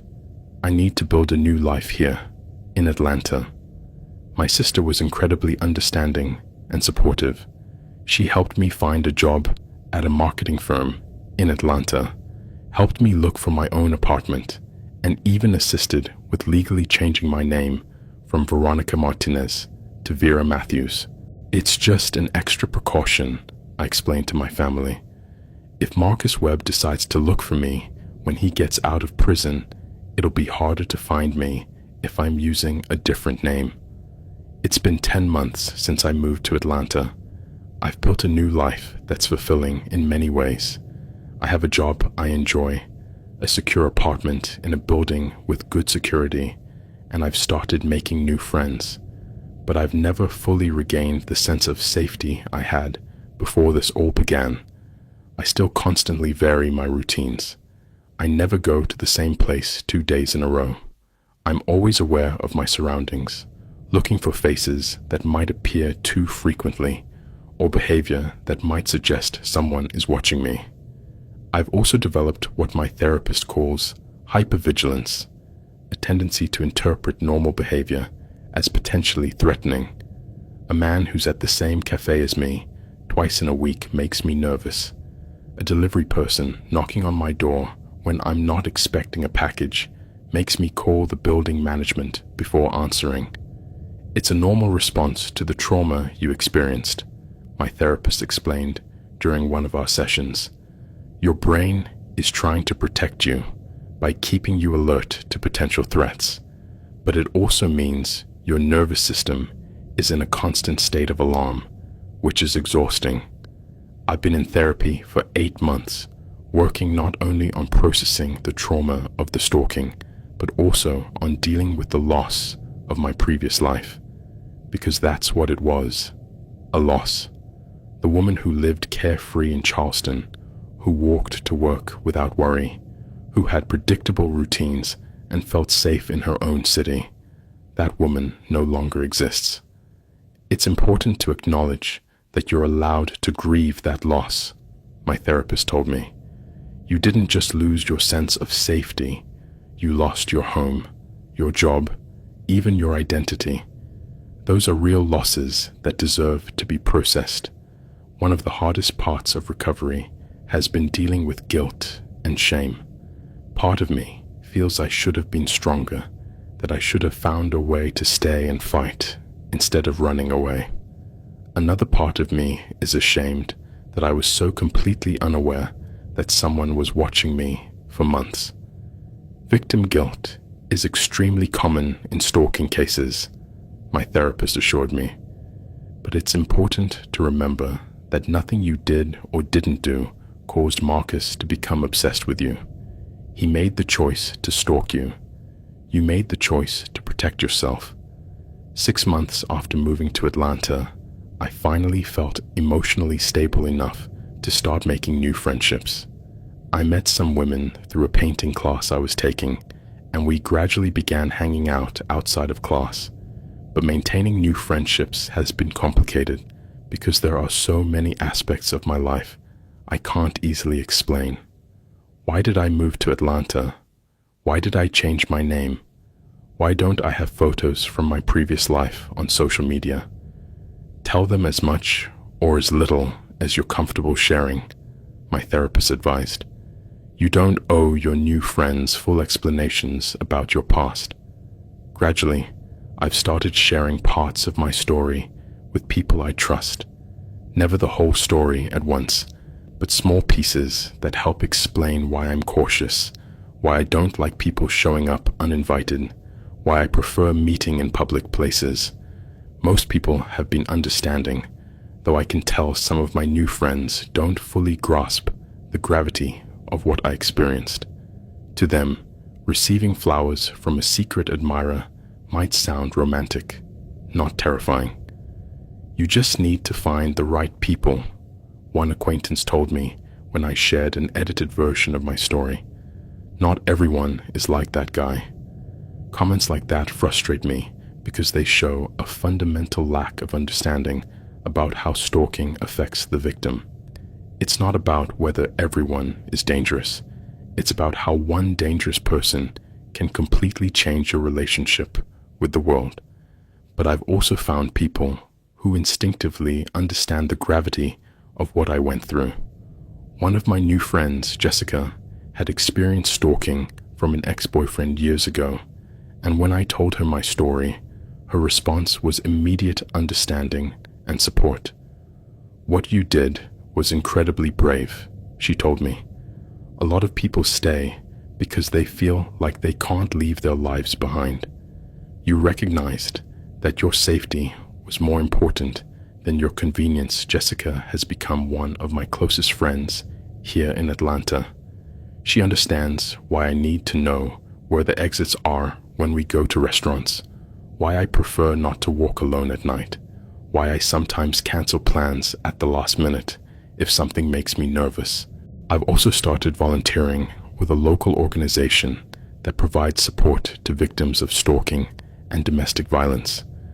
I don't speak publicly about my experience, but I help with administrative tasks and occasionally accompany other victims to legal or medical appointments. A lot of stalking victims feel isolated and like no one understands what they're going through, the program coordinator explained to me. Having support from someone who's been through something similar can be incredibly valuable. The volunteer work has helped me process my own experience by seeing that I'm not alone. I've met other women who've had to change jobs, move cities, even change their names to escape persistent stalkers. What strikes me the most, one woman said during a support group meeting, is that society expects us to get over these experiences quickly, but upending your entire life to escape a stalker isn't something you recover from in a few months. That resonated deeply with me. It's been a full year since I left Charleston, and while I feel safer and more stable now, I know I'll never be the same person I was before. Marcus Webb was released from prison 3 months ago. The probation officer contacted me to inform me of his release and to confirm they had my updated contact information in case he violated the terms of his probation. Part of his conditions include that he cannot attempt to contact you in any way, the officer explained. He's also prohibited from traveling outside of South Carolina without permission, and he's required to attend mandatory therapy sessions. But what if he violates those conditions? If we have evidence of violation, he'll be arrested immediately and will serve the remainder of his original sentence, plus additional time. Knowing that Marcus is free again has brought back some of the anxiety levels I'd been managing. For the first few weeks after his release, I obsessively checked my building's security cameras and jumped at every unexpected noise. But gradually, I've returned to a more normal level of functioning. Atlanta is 4 hours from Charleston. I use a different name. I live in a secure building, and I've built a strong support network. If Marcus Webb decided to look for me, he'd have to make a significant effort to find me. The most important thing to remember, my therapist told me, is that you've taken every reasonable precaution. You can't control another person's actions, but you can control how you respond to the potential threat. I've also learned to recognize the symptoms when my anxiety is escalating and to use coping techniques I've developed in therapy. Breathing exercises, grounding techniques, and reminders that I'm safe in the present moment. One thing I didn't expect was how the experience would affect my ability to have romantic relationships. I've gone on a few dates since moving to Atlanta, but inevitably, the point comes where I have to explain why I'm so cautious, why I don't want someone to know where I live until I know them very well, why I get nervous when someone shows up uninvited. Most of the men I've dated have been understanding when I explain my situation, but I can tell some are intimidated by the level of caution I need to maintain. You'll find someone who understands, Jessica assured me. But in the meantime, you don't have to apologize for protecting your safety. Recently, I started dating someone who's been exceptionally patient and understanding about my safety needs. David is a social worker who works with trauma victims, so he instinctively understands why I need to take things slowly and why I have certain boundaries.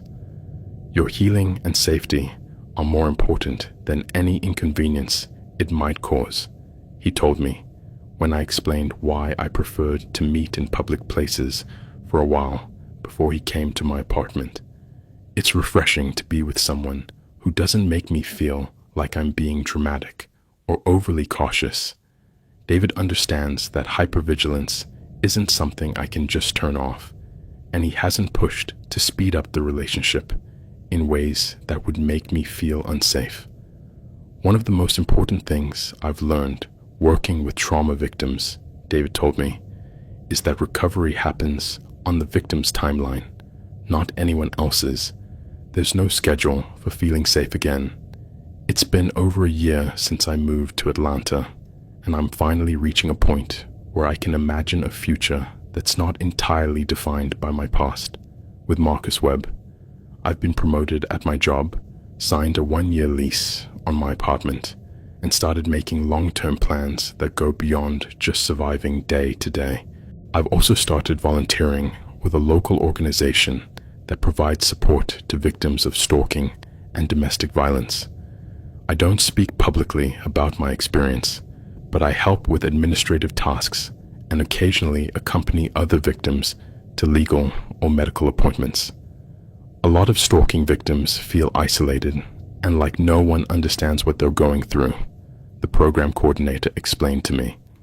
Having support from someone who's been through something similar can be incredibly valuable. The volunteer work has helped me process my own experience by seeing that I'm not alone. I've met other women who've had to change jobs, move cities, even change their names to escape persistent stalkers. What strikes me the most, one woman said during a support group meeting, is that society expects us to get over these experiences quickly, but upending your entire life to escape a stalker isn't something you recover from in a few months. That resonated deeply with me. It's been a full year since I left Charleston, and while I feel safer and more stable now, I know I'll never be the same person I was before. Marcus Webb was released from prison 3 months ago. The probation officer contacted me to inform me of his release and to confirm they had my updated contact information in case he violated the terms of his probation. Part of his conditions include that he cannot attempt to contact you in any way, the officer explained. He's also prohibited from traveling outside of South Carolina without permission, and he's required to attend mandatory therapy sessions. But what if he violates those conditions? If we have evidence of violation, he'll be arrested immediately and will serve the remainder of his original sentence, plus additional time. Knowing that Marcus is free again has brought back some of the anxiety levels I'd been managing. For the first few weeks after his release, I obsessively checked my building's security cameras and jumped at every unexpected noise. But gradually, I've returned to a more normal level of functioning. Atlanta is 4 hours from Charleston. I use a different name. I live in a secure building, and I've built a strong support network. If Marcus Webb decided to look for me, he'd have to make a significant effort to find me. The most important thing to remember, my therapist told me, is that you've taken every reasonable precaution. You can't control another person's actions, but you can control how you respond to the potential threat. I've also learned to recognize the symptoms when my anxiety is escalating and to use coping techniques I've developed in therapy. Breathing exercises, grounding techniques, and reminders that I'm safe in the present moment. One thing I didn't expect was how the experience would affect my ability to have romantic relationships. I've gone on a few dates since moving to Atlanta, but inevitably, the point comes where I have to explain why I'm so cautious, why I don't want someone to know where I live until I know them very well, why I get nervous when someone shows up uninvited. Most of the men I've dated have been understanding when I explain my situation, but I can tell some are intimidated by the level of caution I need to maintain. You'll find someone who understands, Jessica assured me, but in the meantime, You don't have to apologize for protecting your safety. Recently, I started dating someone who's been exceptionally patient and understanding about my safety needs. David is a social worker who works with trauma victims, so he instinctively understands why I need to take things slowly and why I have certain boundaries. Your healing and safety are more important than any inconvenience it might cause, he told me when I explained why I preferred to meet in public places for a while before he came to my apartment. It's refreshing to be with someone who doesn't make me feel like I'm being dramatic or overly cautious. David understands that hypervigilance isn't something I can just turn off, and he hasn't pushed to speed up the relationship in ways that would make me feel unsafe. One of the most important things I've learned working with trauma victims, David told me, is that recovery happens on the victim's timeline, not anyone else's. There's no schedule for feeling safe again. It's been over a year since I moved to Atlanta, and I'm finally reaching a point where I can imagine a future that's not entirely defined by my past. With Marcus Webb, I've been promoted at my job, signed a 1-year lease on my apartment, and started making long-term plans that go beyond just surviving day to day. But I also know that my experience with stalking has fundamentally changed who I am. I'm more cautious, more aware of my surroundings, more protective of my personal information. Some of those changes are probably healthy, but others represent real losses of spontaneity and innocence that I'll never fully recover. The goal isn't to go back to who you were before. My therapist has reminded me repeatedly. The goal is to integrate this experience in a way that allows you to live a full life while maintaining the wisdom you've gained about protecting yourself. That perspective has helped me accept that I'll always be someone who double-checks locks, who notices when the same person shows up in multiple places, who prefers to have an escape plan when going to new places. Those aren't weaknesses. They're adaptations I've developed to keep myself safe. I've also found ways to reclaim some of the power Marcus Webb took from me. My volunteer work allows me to use my experience to help other victims. My therapy has given me tools to manage anxiety and trauma. Even changing my name, which initially felt like losing part of my identity, now feels like a powerful choice I made to protect myself. Surviving stalking isn't just about being physically safe, a woman in my support group told me. It's about finding ways to thrive despite the harm someone else caused. That's become my definition of success, not just surviving, but finding ways to build a life that's fulfilling and meaningful within the parameters of safety I need to maintain. Some things about my new life are better than my old one. I have a closer relationship with my sister than I did before. I've developed coping tools for anxiety that serve me in all areas of my life. I've found a community of people who understand trauma and support in ways my old friends in Charleston never could. But I still miss aspects of my old life. I miss the feeling of walking down the street without constantly being aware of who might be watching me. I miss the ability to make spontaneous plans without having to consider safety implications. I miss the version of myself who posted photos on social media without worrying about revealing too much about my location or routines. It's important to let yourself grieve those losses, my therapist has reminded me. But it's also important to recognize that while some things were lost, other things were gained. As I write this, Marcus Webb is still on probation in South Carolina. As far as I know, he hasn't violated the terms of his release. He hasn't tried to contact me, hasn't traveled out of state, and according to his probation officer, he's attending his mandatory therapy sessions. But I also know that his probation period will eventually end, and when it does, he'll be free to travel wherever he wants and do whatever he wants, as long as he doesn't violate specific laws. You can worry about that when the time comes, my therapist told me when I expressed anxiety about the end of Marcus's probation. For now, you're safe. You're building a good life, and you have the tools to protect yourself if necessary. That's been my overarching philosophy. Focus on the present instead of worrying about future threats that may never materialize. But I also maintain a level of preparedness that gives me peace of mind.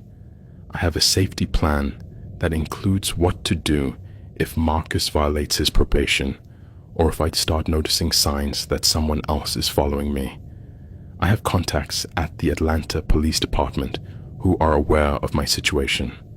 I have financial resources set aside in case I need to move again quickly. Being prepared isn't the same as living in fear, Jessica reminded me recently. It's being empowered. That distinction has been important to me.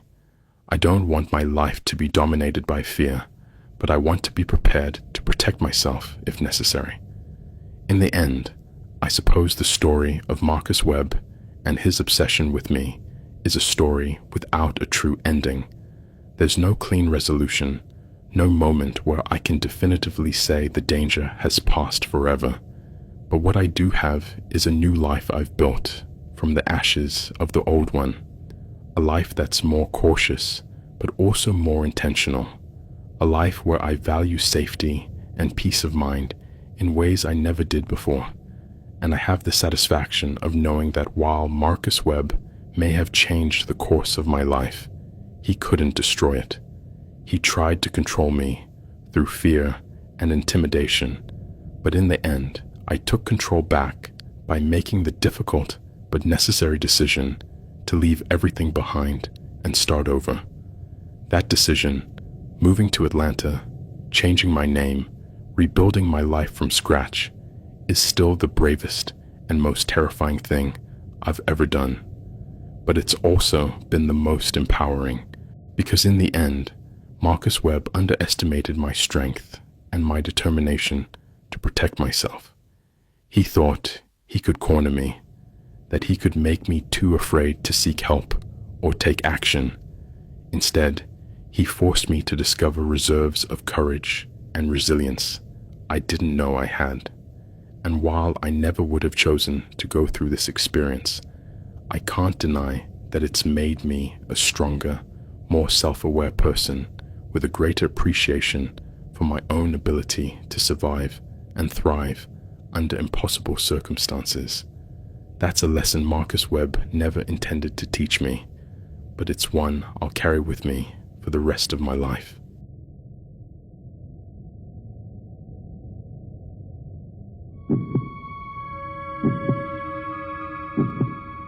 This isn't a story as terrifying as others that have appeared on this channel. There are no violent confrontations, no death threats, no cinematic chases through dark alleys. But what happened to me was, in many ways, more unsettling precisely because of its subtlety. My name is Tiara, and what I'm about to tell you happened over 8 months of my life in Manchester when I was 26 years old. I worked as a librarian at Manchester's Central Library, a job I loved for its tranquility and the opportunity to help people of all ages with their research and reading needs. It was exactly the kind of environment where I felt comfortable, orderly, predictable, full of knowledge, and surrounded by people who generally respected the basic social norms of quiet. I lived alone in a small flat in Chorlton, an area I'd chosen specifically for its bohemian, artistic vibe. It was the kind of neighborhood where you could walk alone at night without feeling particularly vulnerable, where neighbors knew each other enough to wave on the street, but not so much as to be intrusive. My daily routine was reassuringly consistent. I woke up at 7, ate breakfast while reading the news, took the number 85 bus to the city center, worked from 9 to 5:30, then took the same bus back home. On Tuesday and Thursday evenings, I attended yoga classes at a studio near my flat. On Saturday mornings, I went to the local market to buy fresh vegetables and flowers for my little window garden. It was a simple but fulfilling life, the kind of quiet existence I'd consciously sought after years of university stress and some earlier jobs in London that had been too hectic for my naturally introverted personality. It all began last April, during one of those perfect spring days in Manchester, when the sun finally managed to break through the persistent clouds and the city felt full of possibilities. I was working at the information desk, helping a university student find resources on medieval history, when I noticed a man sitting at one of the reading tables near the newspaper section. There was nothing particularly striking about him. Average height, light brown hair, probably in his early 30s, dressed in jeans and a casual knit jacket. What caught my attention wasn't his appearance, but the fact that he didn't seem to be reading. He had a newspaper open in front of him, but his eyes weren't moving across the pages the way you'd expect from someone absorbing information. Instead, he seemed to be looking over the newspaper, watching the general area where I was working. At first, I thought maybe he was waiting for someone or was nervous for some personal reason. Working in a public library teaches you that people come there for all sorts of reasons beyond just reading. Some seek shelter from the weather. Others need a quiet place to think. Some are going through tough times and need to be around other people without having to interact directly. But over the next 2 hours, the man stayed in the same position, occasionally turning pages, but never really focusing on the content. And several times, when I looked up from my work, I caught him staring directly at me. When our eyes met, he quickly looked back down at his newspaper, but there was something about the way he did it that made me uneasy. It wasn't the natural reaction of someone caught casually glancing. It was more deliberate, as if he'd been intentionally watching me and realized he'd been noticed. Around 4 in the afternoon, the man finally got up, carefully folded his newspaper, and headed toward the exit. As he passed my desk, he paused and smiled at me. It wasn't a threatening smile, but there was something about it that made me feel unsettled. It was too intimate for someone who didn't know me, too familiar. "Have a lovely afternoon," he said in a clear Manchester accent, his voice soft, but somehow very deliberate. "Thank you. You too," I replied automatically, keeping the professional tone I'd perfected over years of customer service work. He nodded and left, but not before pausing at the door to look back at me once more.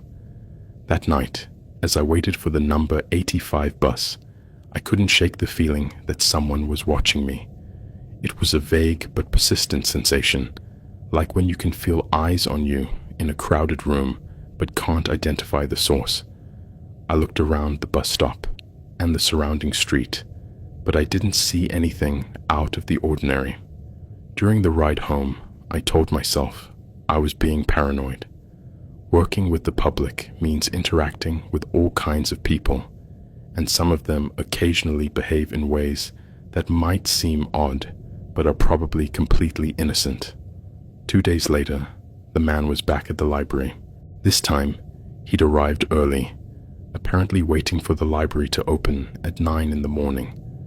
When I got to work at 8:45, he was already standing outside the main entrance, reading a paperback.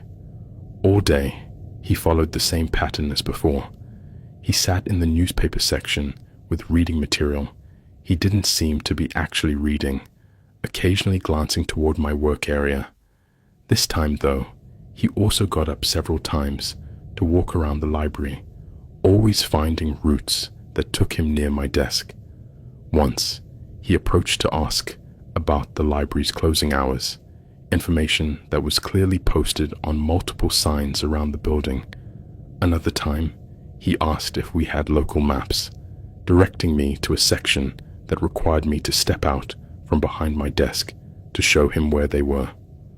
"Are you new here?" he asked as I led him to the maps. I've been working here for 3 years, I said. Oh, so you must know the area really well. Do you live nearby? It was a question that immediately put me on alert. Librarians are trained to maintain professional boundaries with patrons, and questions about where I lived clearly crossed those boundaries. I live in the area, I replied vaguely, not giving any specific details. Manchester's a lovely city, he said, especially this time of year. Do you like walking around the area in the evenings? Excuse me, but I need to get back to my desk, I said, cutting the conversation short before it could get more personal. That afternoon, when I left work, I immediately noticed the man standing across the street from the library entrance. When he saw me, he started walking in the same direction as me, staying on the opposite side of the street, but clearly following my route to the bus stop. My heart started beating faster. I could no longer convince myself this was a coincidence. This man was deliberately following me. When I reached the bus stop, he positioned himself at a different stop across the street, one that served buses going in the opposite direction from mine. But instead of boarding any of the buses that arrived at his stop, he stayed there, watching me. When my bus arrived, I got on and sat in a seat where I could look back without being obvious about it. The man was still standing at his stop, watching my bus as it pulled away. That night, I couldn't focus on anything. Every little sound outside my flat made me nervous. I closed all the curtains, checked the locks on my doors twice, and even moved a chair against the front door. The next day, I called my supervisor, Helen, and explained the situation. There's a patron who's making me feel uncomfortable, I told her. He's been coming to the library for several days, and I think he's been following me after work. Helen, who'd been a librarian for over 20 years, took my concern seriously right away. Have you spoken to him beyond normal professional interactions? Only when he's asked me questions, but they've been personal questions about where I live and my routines. That's definitely not appropriate. Can you describe him? I gave Helen a detailed description of the man, and she told me she'd informed the entire staff to be on alert. If he comes back today, she said, I want you to let me know immediately.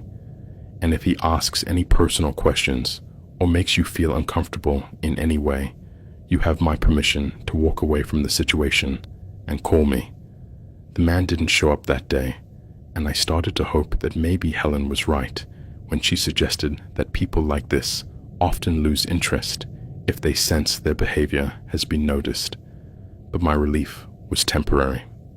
3 days later, as I walked to the bus stop after work, I noticed someone walking behind me, keeping exactly the same pace.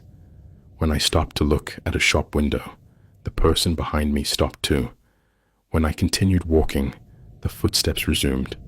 I didn't turn to look directly, but using the reflection in shop windows, I could confirm it was the same man from the library. Instead of going straight to my usual bus stop, I decided to take a longer route through the busier commercial area of the city center.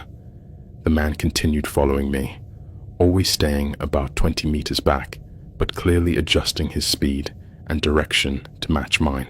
Finally, I entered a large department store, hoping he wouldn't follow me inside. I waited near the entrance for several minutes, watching through the glass doors. I couldn't see him outside, so after 15 minutes, I left and headed to a different bus stop. During the ride home, I constantly checked the bus windows to see if I could spot any vehicle that seemed to be following us, but I saw nothing suspicious. That night, I decided I needed to report the situation to the police. The officer who took my report was sympathetic but honest about the limitations of what they could do. Has the man made specific verbal threats? She asked. No, but he's been following me from my workplace. Has he tried to contact you outside of work? Phone calls, messages, letters? Not that I'm aware of. Has he tried to enter your property or touch you physically? No. The officer explained that while my situation was clearly unsettling, there wasn't enough evidence of criminal behavior for immediate police action. What I recommend, she said, is that you start documenting every incident, dates, times, specific descriptions of what you see. If this behavior continues or escalates, we'll need that documentation to build a case. She also suggested I vary my routines as much as possible. Consider using different routes to and from work, and always stay in well-lit, populated areas. I started keeping a detailed diary of every time I saw the man or suspected he was following me.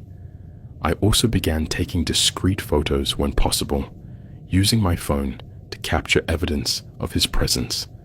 Over the next few weeks, the pattern continued, but became more sophisticated. The man no longer came to the library every day, but he appeared unpredictably, sometimes multiple days in a row, sometimes with several days in between. He'd also started varying his locations within the library, sometimes sitting in the reference section, sometimes at the computer area, occasionally at the study tables near the entrance. But always, no matter where he sat, he had a clear view of my work area. I also started noticing him in places outside the library. I saw him at the market on Saturday mornings, always at a distance, but clearly watching as I shopped. Once, I noticed him standing across the street from the yoga studio as I left my Tuesday night class. The most unsettling thing was when I started seeing him in my own neighborhood. Chorlton isn't a particularly large area, and while it's possible for someone who lives in Manchester to show up there occasionally, seeing the same person multiple times on different days seemed to go beyond coincidence. I saw him at the bus stop on my street one Sunday morning when I was leaving to visit my sister. I noticed him at the cafe where I used to get my Saturday coffee. Once, I saw him walking down my street while I was at my window. Each sighting filled me with an anxiety that was hard to describe. It wasn't acute panic, but rather a persistent sense of being watched, studied, as if my private life had been invaded by an unwanted presence I couldn't fully identify or make go away. I started altering my routine more dramatically. Instead of taking the same bus every day, I varied my routes to work. Instead of going to the same market every Saturday, I explored different parts of the city for my shopping. I stopped going to my regular yoga classes and instead started working out at home. But no matter how much I varied my routine, the man seemed to appear. It was as if he'd studied my patterns well enough to anticipate even my attempts to be unpredictable. If I took a different bus, he'd show up at that stop. If I went to a different market, I'd see him there. If I changed my lunch hour, he'd adjust his presence at the library to match. After 6 weeks of this behavior, I decided to confront him directly. It was a Tuesday afternoon, and he'd been sitting in the newspaper section for about 2 hours, following his usual pattern of pretending to read while occasionally glancing at my desk.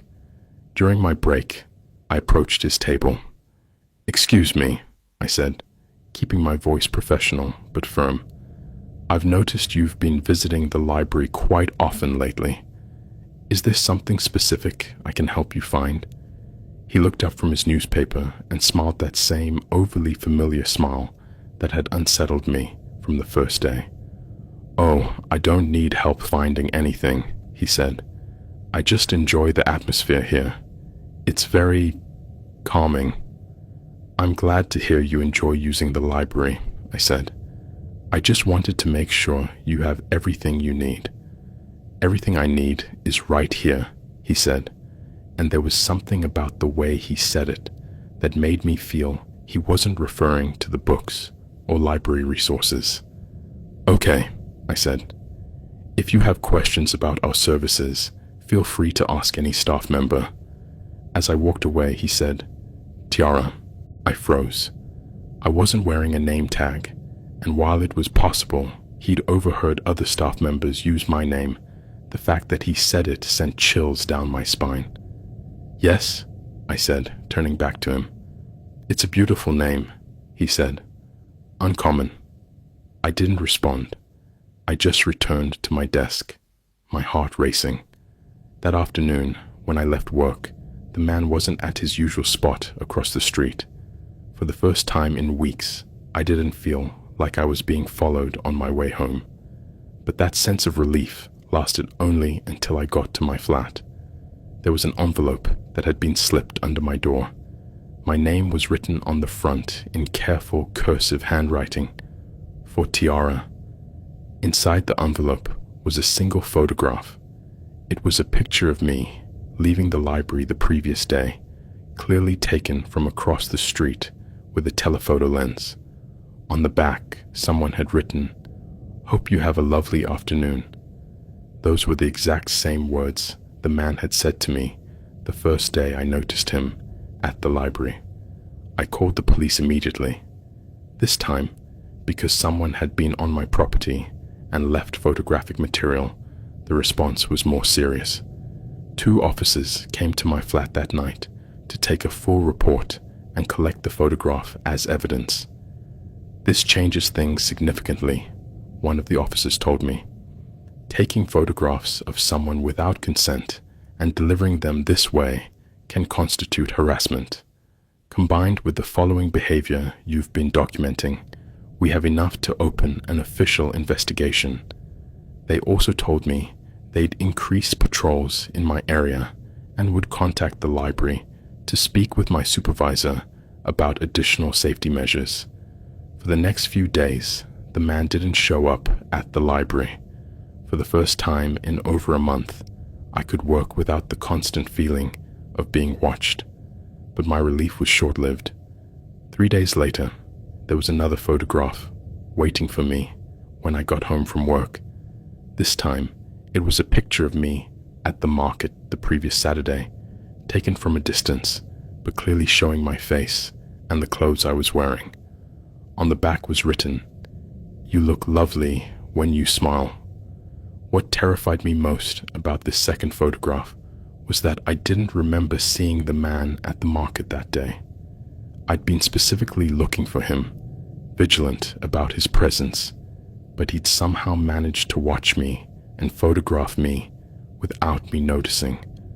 I reported the second photograph to the police, and this time they said they had enough evidence to classify the case as criminal harassment. "We're going to try to identify this individual," the detective assigned to my case told me. "Do you have any idea how he might have gotten your address?" "I have no idea," I admitted. "I've been very careful about not giving out personal information. Have you noticed any unusual behavior from neighbors, co-workers, or acquaintances?" "No. No one I know has been acting strangely."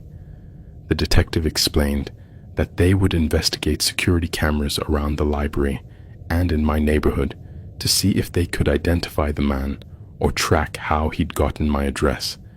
They also recommended I consider additional safety measures, installing a security camera at my door, changing my locks, and considering staying with friends or family until the man was identified. "How serious do you think this is?" I asked. "It's hard to say," the detective admitted. "Some people who exhibit this kind of behavior eventually lose interest and move on. Others escalate to more direct contact or more aggressive behavior. Based on what we've seen so far, I think it's wise to take precautions." That night, I stayed with my sister Claire in Didsbury. Claire had been worried about me for weeks, noticing that I'd been more anxious and distracted than usual. "Tiara," she said, as we sat in her living room drinking tea, "this sounds really frightening. Have you considered moving temporarily? Maybe getting a different flat until this is resolved?" "But why should I have to move?" I asked. "I've been living in that flat for 2 years. I like my neighborhood. My job is nearby. My whole life is set up around that area." Your safety is more important than your convenience, she said gently. And if this guy knows where you live, knows where you work, knows your routine, then you're at a significant disadvantage. Claire was right, but the idea of leaving my life behind because of a stranger's behavior frustrated me as much as it scared me. For the next few days, I stayed with Claire while the police continued their investigation. I also installed an app on my phone that let me remotely check a security camera I'd set up at my front door. It was through this camera that I saw something that terrified me more than anything that had happened so far. It was about 2 a.m. on a Wednesday, and I was checking the camera before going to bed when I saw movement at my door. A figure was standing directly in front of my flat, clearly examining the door and windows. The image wasn't clear enough to definitively identify the person, but the size and shape seemed to match the man from the library. I called the police immediately, but by the time they got to my flat, the person was gone. They did, however, find evidence that someone had been there. Footprints in the mud near my door and what looked like tool marks around the lock. It looks like someone was trying to assess entry possibilities, the officer told me. Is anything missing from your apartment? Since I hadn't been at my flat for several days, it was hard to tell if anything had been moved or taken, but the idea that someone had been trying to get into my home made me feel violated in a way I hadn't experienced before. I'm not going back to that flat, I told Claire that night. Not until this guy is arrested. You can stay here as long as you need, Claire assured me, but we should also think about long-term solutions. Over the next week, while I stayed with Claire, things seemed to calm down. There were no more photographs. I didn't see the man in any public places, and the security camera at my flat didn't detect any more suspicious activity. The police told me they'd identified some promising leads from security cameras around the library, but the investigation would take time. In the meantime, the detective told me, I strongly recommend you continue varying your routine and keep the safety measures you've put in place. After a week with no incidents, I decided to go back to work.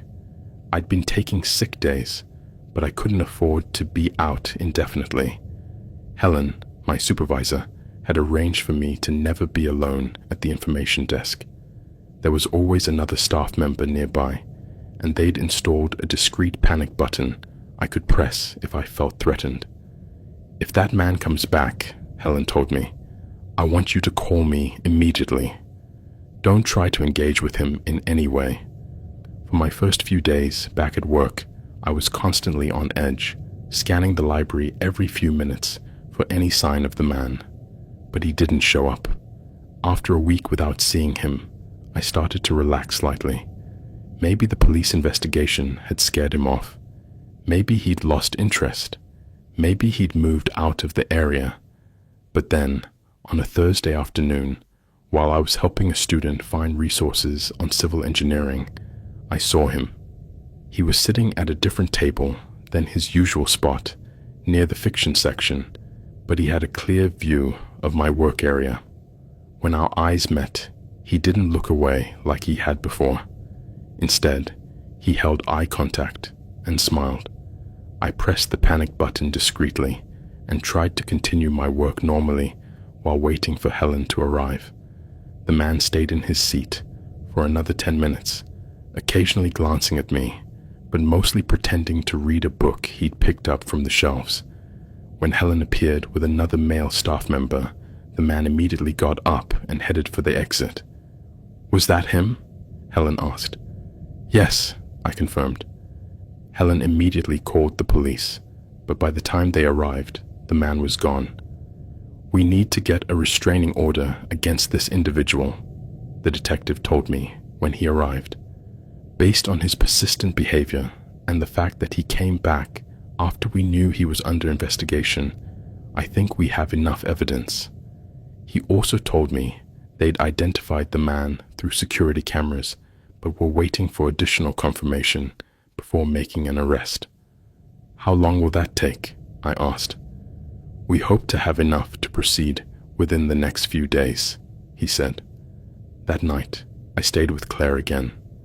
I was starting to feel like I'd never be able to return to my normal life, that this man had managed to disrupt every aspect of my daily existence. Maybe you should consider moving permanently, Claire suggested. Not just temporarily, but getting a completely new flat in a different part of the city. But that means he wins, I said. It means his behavior forced me to change my life. Sometimes protecting yourself isn't about winning or losing, Claire told me. It's about doing what's necessary to be safe. 2 days later, while I was at work, I got a call from the detective. I have good news, he said.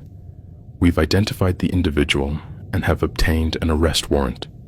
Have you arrested him? We tried to arrest him this morning, but he wasn't at his registered address. We're actively looking for him. He told me the man's name was Robert Chen. He was 32 years old, and he lived in Stockport. He had no prior criminal history, but had apparently been unemployed for several months. How did he get my address? I asked. We're still investigating that, but we believe he may have followed you home from work at some point early in his stalking behavior. For the next 3 days, Robert Chen remained at large. The police checked his apartment multiple times, contacted family and friends, and even monitored the library in case he returned. Meanwhile, I stayed with Claire, unable to focus on work or anything normal. The uncertainty of not knowing where Chen was or what he might be planning was almost worse than when I at least had a rough idea of where he was. Then, as abruptly as it had all started, it ended. The detective called me on a Friday morning with news I hadn't expected. Robert Chen has disappeared, he told me. What do you mean, disappeared? He cleared out his apartment overnight. His neighbors say they saw a moving van there yesterday afternoon. He didn't leave a forwarding address, canceled his utilities, even forfeited his rental deposit. So he just left. It appears so.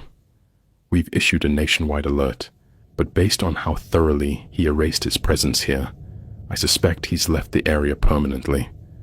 The detective explained that while Chen was still technically a fugitive, the fact that he'd fled so completely suggested he no longer posed an immediate threat to me. But what if he comes back? I asked. We'll keep the arrest warrant active, he assured me. And if he ever reappears in Manchester or tries to contact you in any way, he'll be arrested immediately. Over the next few weeks, I gradually returned to my normal routine. I went back to my flat, resumed my regular work hours, and even eventually restarted my yoga classes. But the experience had changed me in ways I hadn't fully anticipated. For months after Robert Chen's disappearance, I maintained a level of vigilance that was exhausting. Every average height man with light brown hair made me anxious. Every time I noticed the same person in multiple places, my heart raced. It's completely normal, my doctor assured me when I sought help for the anxiety I'd developed. You've been through a traumatic experience that involved constantly being alert to threats. Your nervous system needs time to recalibrate. I started seeing a counselor who specialized in victims of stalking. She helped me understand that while Chen had physically disappeared, the psychological impact of months of surveillance wouldn't vanish immediately. One of the most insidious things about stalking, she explained, is that it changes your fundamental relationship with safety and privacy. Even after the physical threat is gone, the psychological trauma lingers. It took about 6 months for me to start feeling truly safe again. Gradually, I could walk down the street without constantly being aware of who was behind me. I could sit in cafes without strategically positioning myself to have a view of all the entrances. I could return to my flat in the evenings without checking every shadow for lurking figures. But even now, more than a year later, there are aspects of my behavior that have changed permanently. I'm still far more aware of my surroundings than I was before. I notice when the same person shows up in multiple places, even when it's probably completely innocent. I'm careful not to establish routines that are too predictable. I keep my curtains closed at night more than I used to. Some of those changes are probably healthy, my counselor told me. Being aware of your surroundings and varying your routines are just good personal safety practices. I've also developed a new appreciation for how vulnerable personal information we take for granted can be. The fact that Chen was able to follow me from work to my home, learn my name, and observe my routines for months made me realize how easy it is for someone determined to gather information about another person. I've become more cautious about what information I share casually, even in seemingly innocent conversations. I'm more selective about where I post on social media. I've learned to trust my instincts when something feels off. The library implemented new security protocols after my experience. There are now additional security cameras. Staff have been trained to recognize stalking behavior, and there are clearer procedures for handling patrons who make employees feel uncomfortable.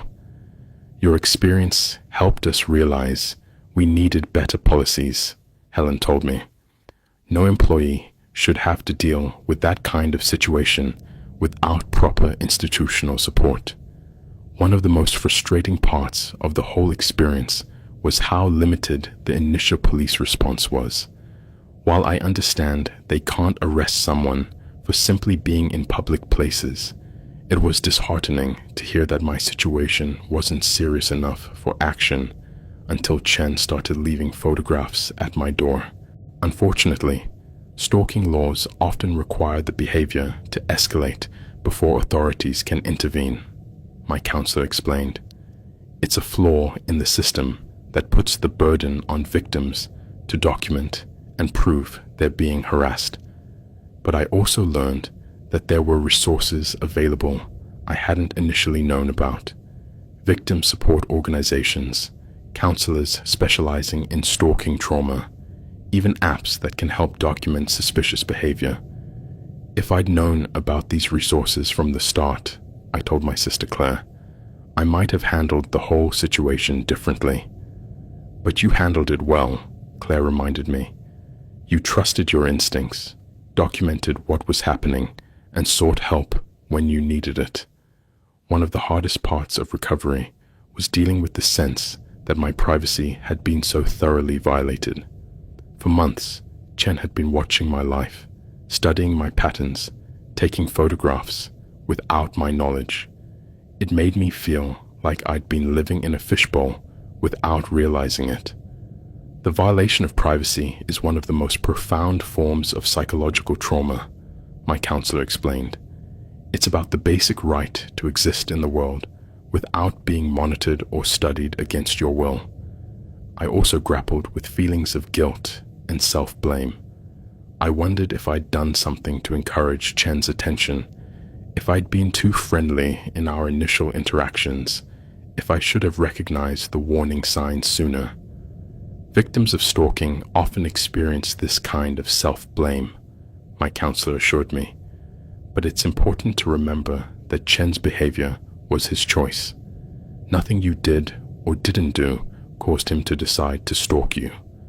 About 8 months after Chen's disappearance, I started volunteering with a local organization that provided support to victims of stalking and domestic violence. I didn't speak publicly about my experience, but I helped with administrative tasks and occasionally accompanied other victims to legal appointments. Many victims feel isolated, the program coordinator told me. Having support from someone who's been through something similar can be incredibly valuable. The volunteer work helped me process my own experience by seeing that I wasn't alone. I met other women who'd been stalked by strangers, acquaintances, even ex-partners. Their stories varied in details, but the themes were consistent. The sense of being constantly watched, the loss of a sense of safety, the frustration with a legal system that often can't act until the behavior escalates.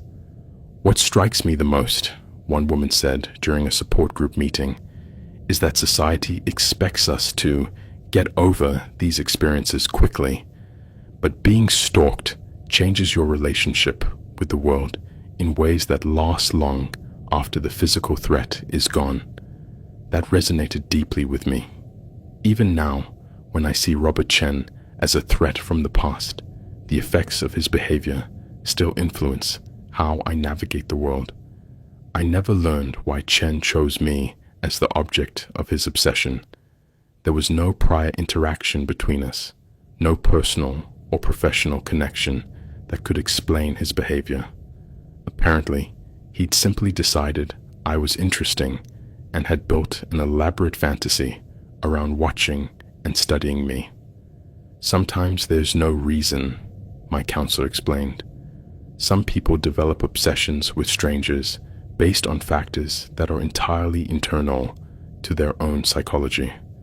The lack of an explanation was both frustrating and, in a way, reassuring. Frustrating because it meant there was nothing I could have done differently to prevent the situation. Reassuring because it meant it wasn't personal in any meaningful way. Chen built a fantasy about you based on external observation, my counselor told me. But that fantasy had nothing to do with who you actually are as a person. It's been 15 months since Chen disappeared, and there's been no sign of him since. The arrest warrant is still active, and I occasionally get updates from the police, but there's no evidence he's returned to Manchester or tried to contact me in any way. It's possible he's moved permanently to another area, the detective told me during our last conversation. Some people who exhibit this kind of obsessive behavior simply find new targets when faced with legal consequences. That possibility unsettles me because it suggests Chen might be stalking someone else somewhere, but it also reassures me that I've apparently moved off his radar permanently. My life now feels relatively normal, though with the safety modifications I've adopted. I've kept some of the measures I implemented during the stalking period: the security camera at my door, varied routines, heightened awareness of my surroundings. But I've also been able to reclaim many aspects of my old life. I went back to my regular yoga classes. I resumed my Saturday market routine.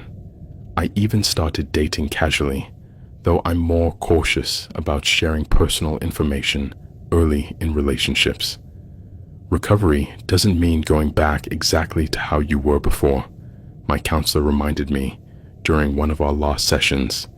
It means integrating the experience in a way that lets you live fully while maintaining the wisdom you've gained about protecting yourself. One thing I didn't expect was how the experience would affect my work. I've become much better at recognizing when library patrons might be making others uncomfortable, and I'm more proactive about addressing inappropriate behavior before it escalates. Your experience has given you skills that are valuable in your work, Helen told me. You can spot signs that others might overlook. I've also developed deeper relationships with my colleagues and family as a result of going through this experience. The people who supported me during the months of stalking, Claire, Helen, several of my colleagues, my counselor, have become a stronger support network than I'd had before. Sometimes difficult experiences show us who's really there for us, Claire told me recently. Enough time has passed now that I can talk about the experience without feeling immediate anxiety. It's not something I discuss casually, but when it's relevant, I can share my story in a way that might help others going through similar situations. The truth is, the experience changed me in both positive and negative ways. I lost a sense of innocence about my personal safety, but I gained tools to protect myself and a deeper understanding of my own resilience. I lost the ability to walk through the world completely unaware, but I gained awareness that will likely keep me safer in the future. You wouldn't trade this experience for anything, my counselor told me during one of our sessions, because it's given you valuable wisdom. But it's also okay to mourn the aspects of your previous innocence that were lost. That perfectly sums up how I feel about the whole situation. I'm grateful it ended without physical violence, grateful for the support I received, grateful for the lessons I learned about my own strength. But I also mourn the loss of the carefree sense of safety I had before. When I think of Robert Chen now, I mostly feel a mix of relief that he's gone and hope that he's gotten help to address whatever mental health issues might have contributed to his obsessive behavior. Forgiveness doesn't mean excusing someone's behavior, my counselor explained. It means freeing yourself from the burden of carrying anger toward them. I don't know if I've fully reached forgiveness, but I've reached a place of acceptance. Chen made choices that disrupted my life and caused me significant trauma. Those were his choices and his responsibility. But I also made choices to protect myself, seek support, and eventually heal. Those were my choices, and I'm proud of how I handled them. And so my story ends, not with a dramatic confrontation or a cinematic resolution, but with a quiet disappearance and a gradual process of healing and recovery. Robert Chen simply vanished one day after I reported him, and I never heard from him again. For me, that quiet ending was perfect. I didn't need answers. I didn't need dramatic closure. I didn't need vengeful justice. I just needed it to end. And it did. As I said at the start, this isn't the most terrifying story you've heard on this channel. But for me, it was 8 months of silent, persistent terror that fundamentally changed my relationship with safety and privacy. And sometimes, the quietest stories are the ones that stick with you the most, because they could happen to anyone, at any time, without warning.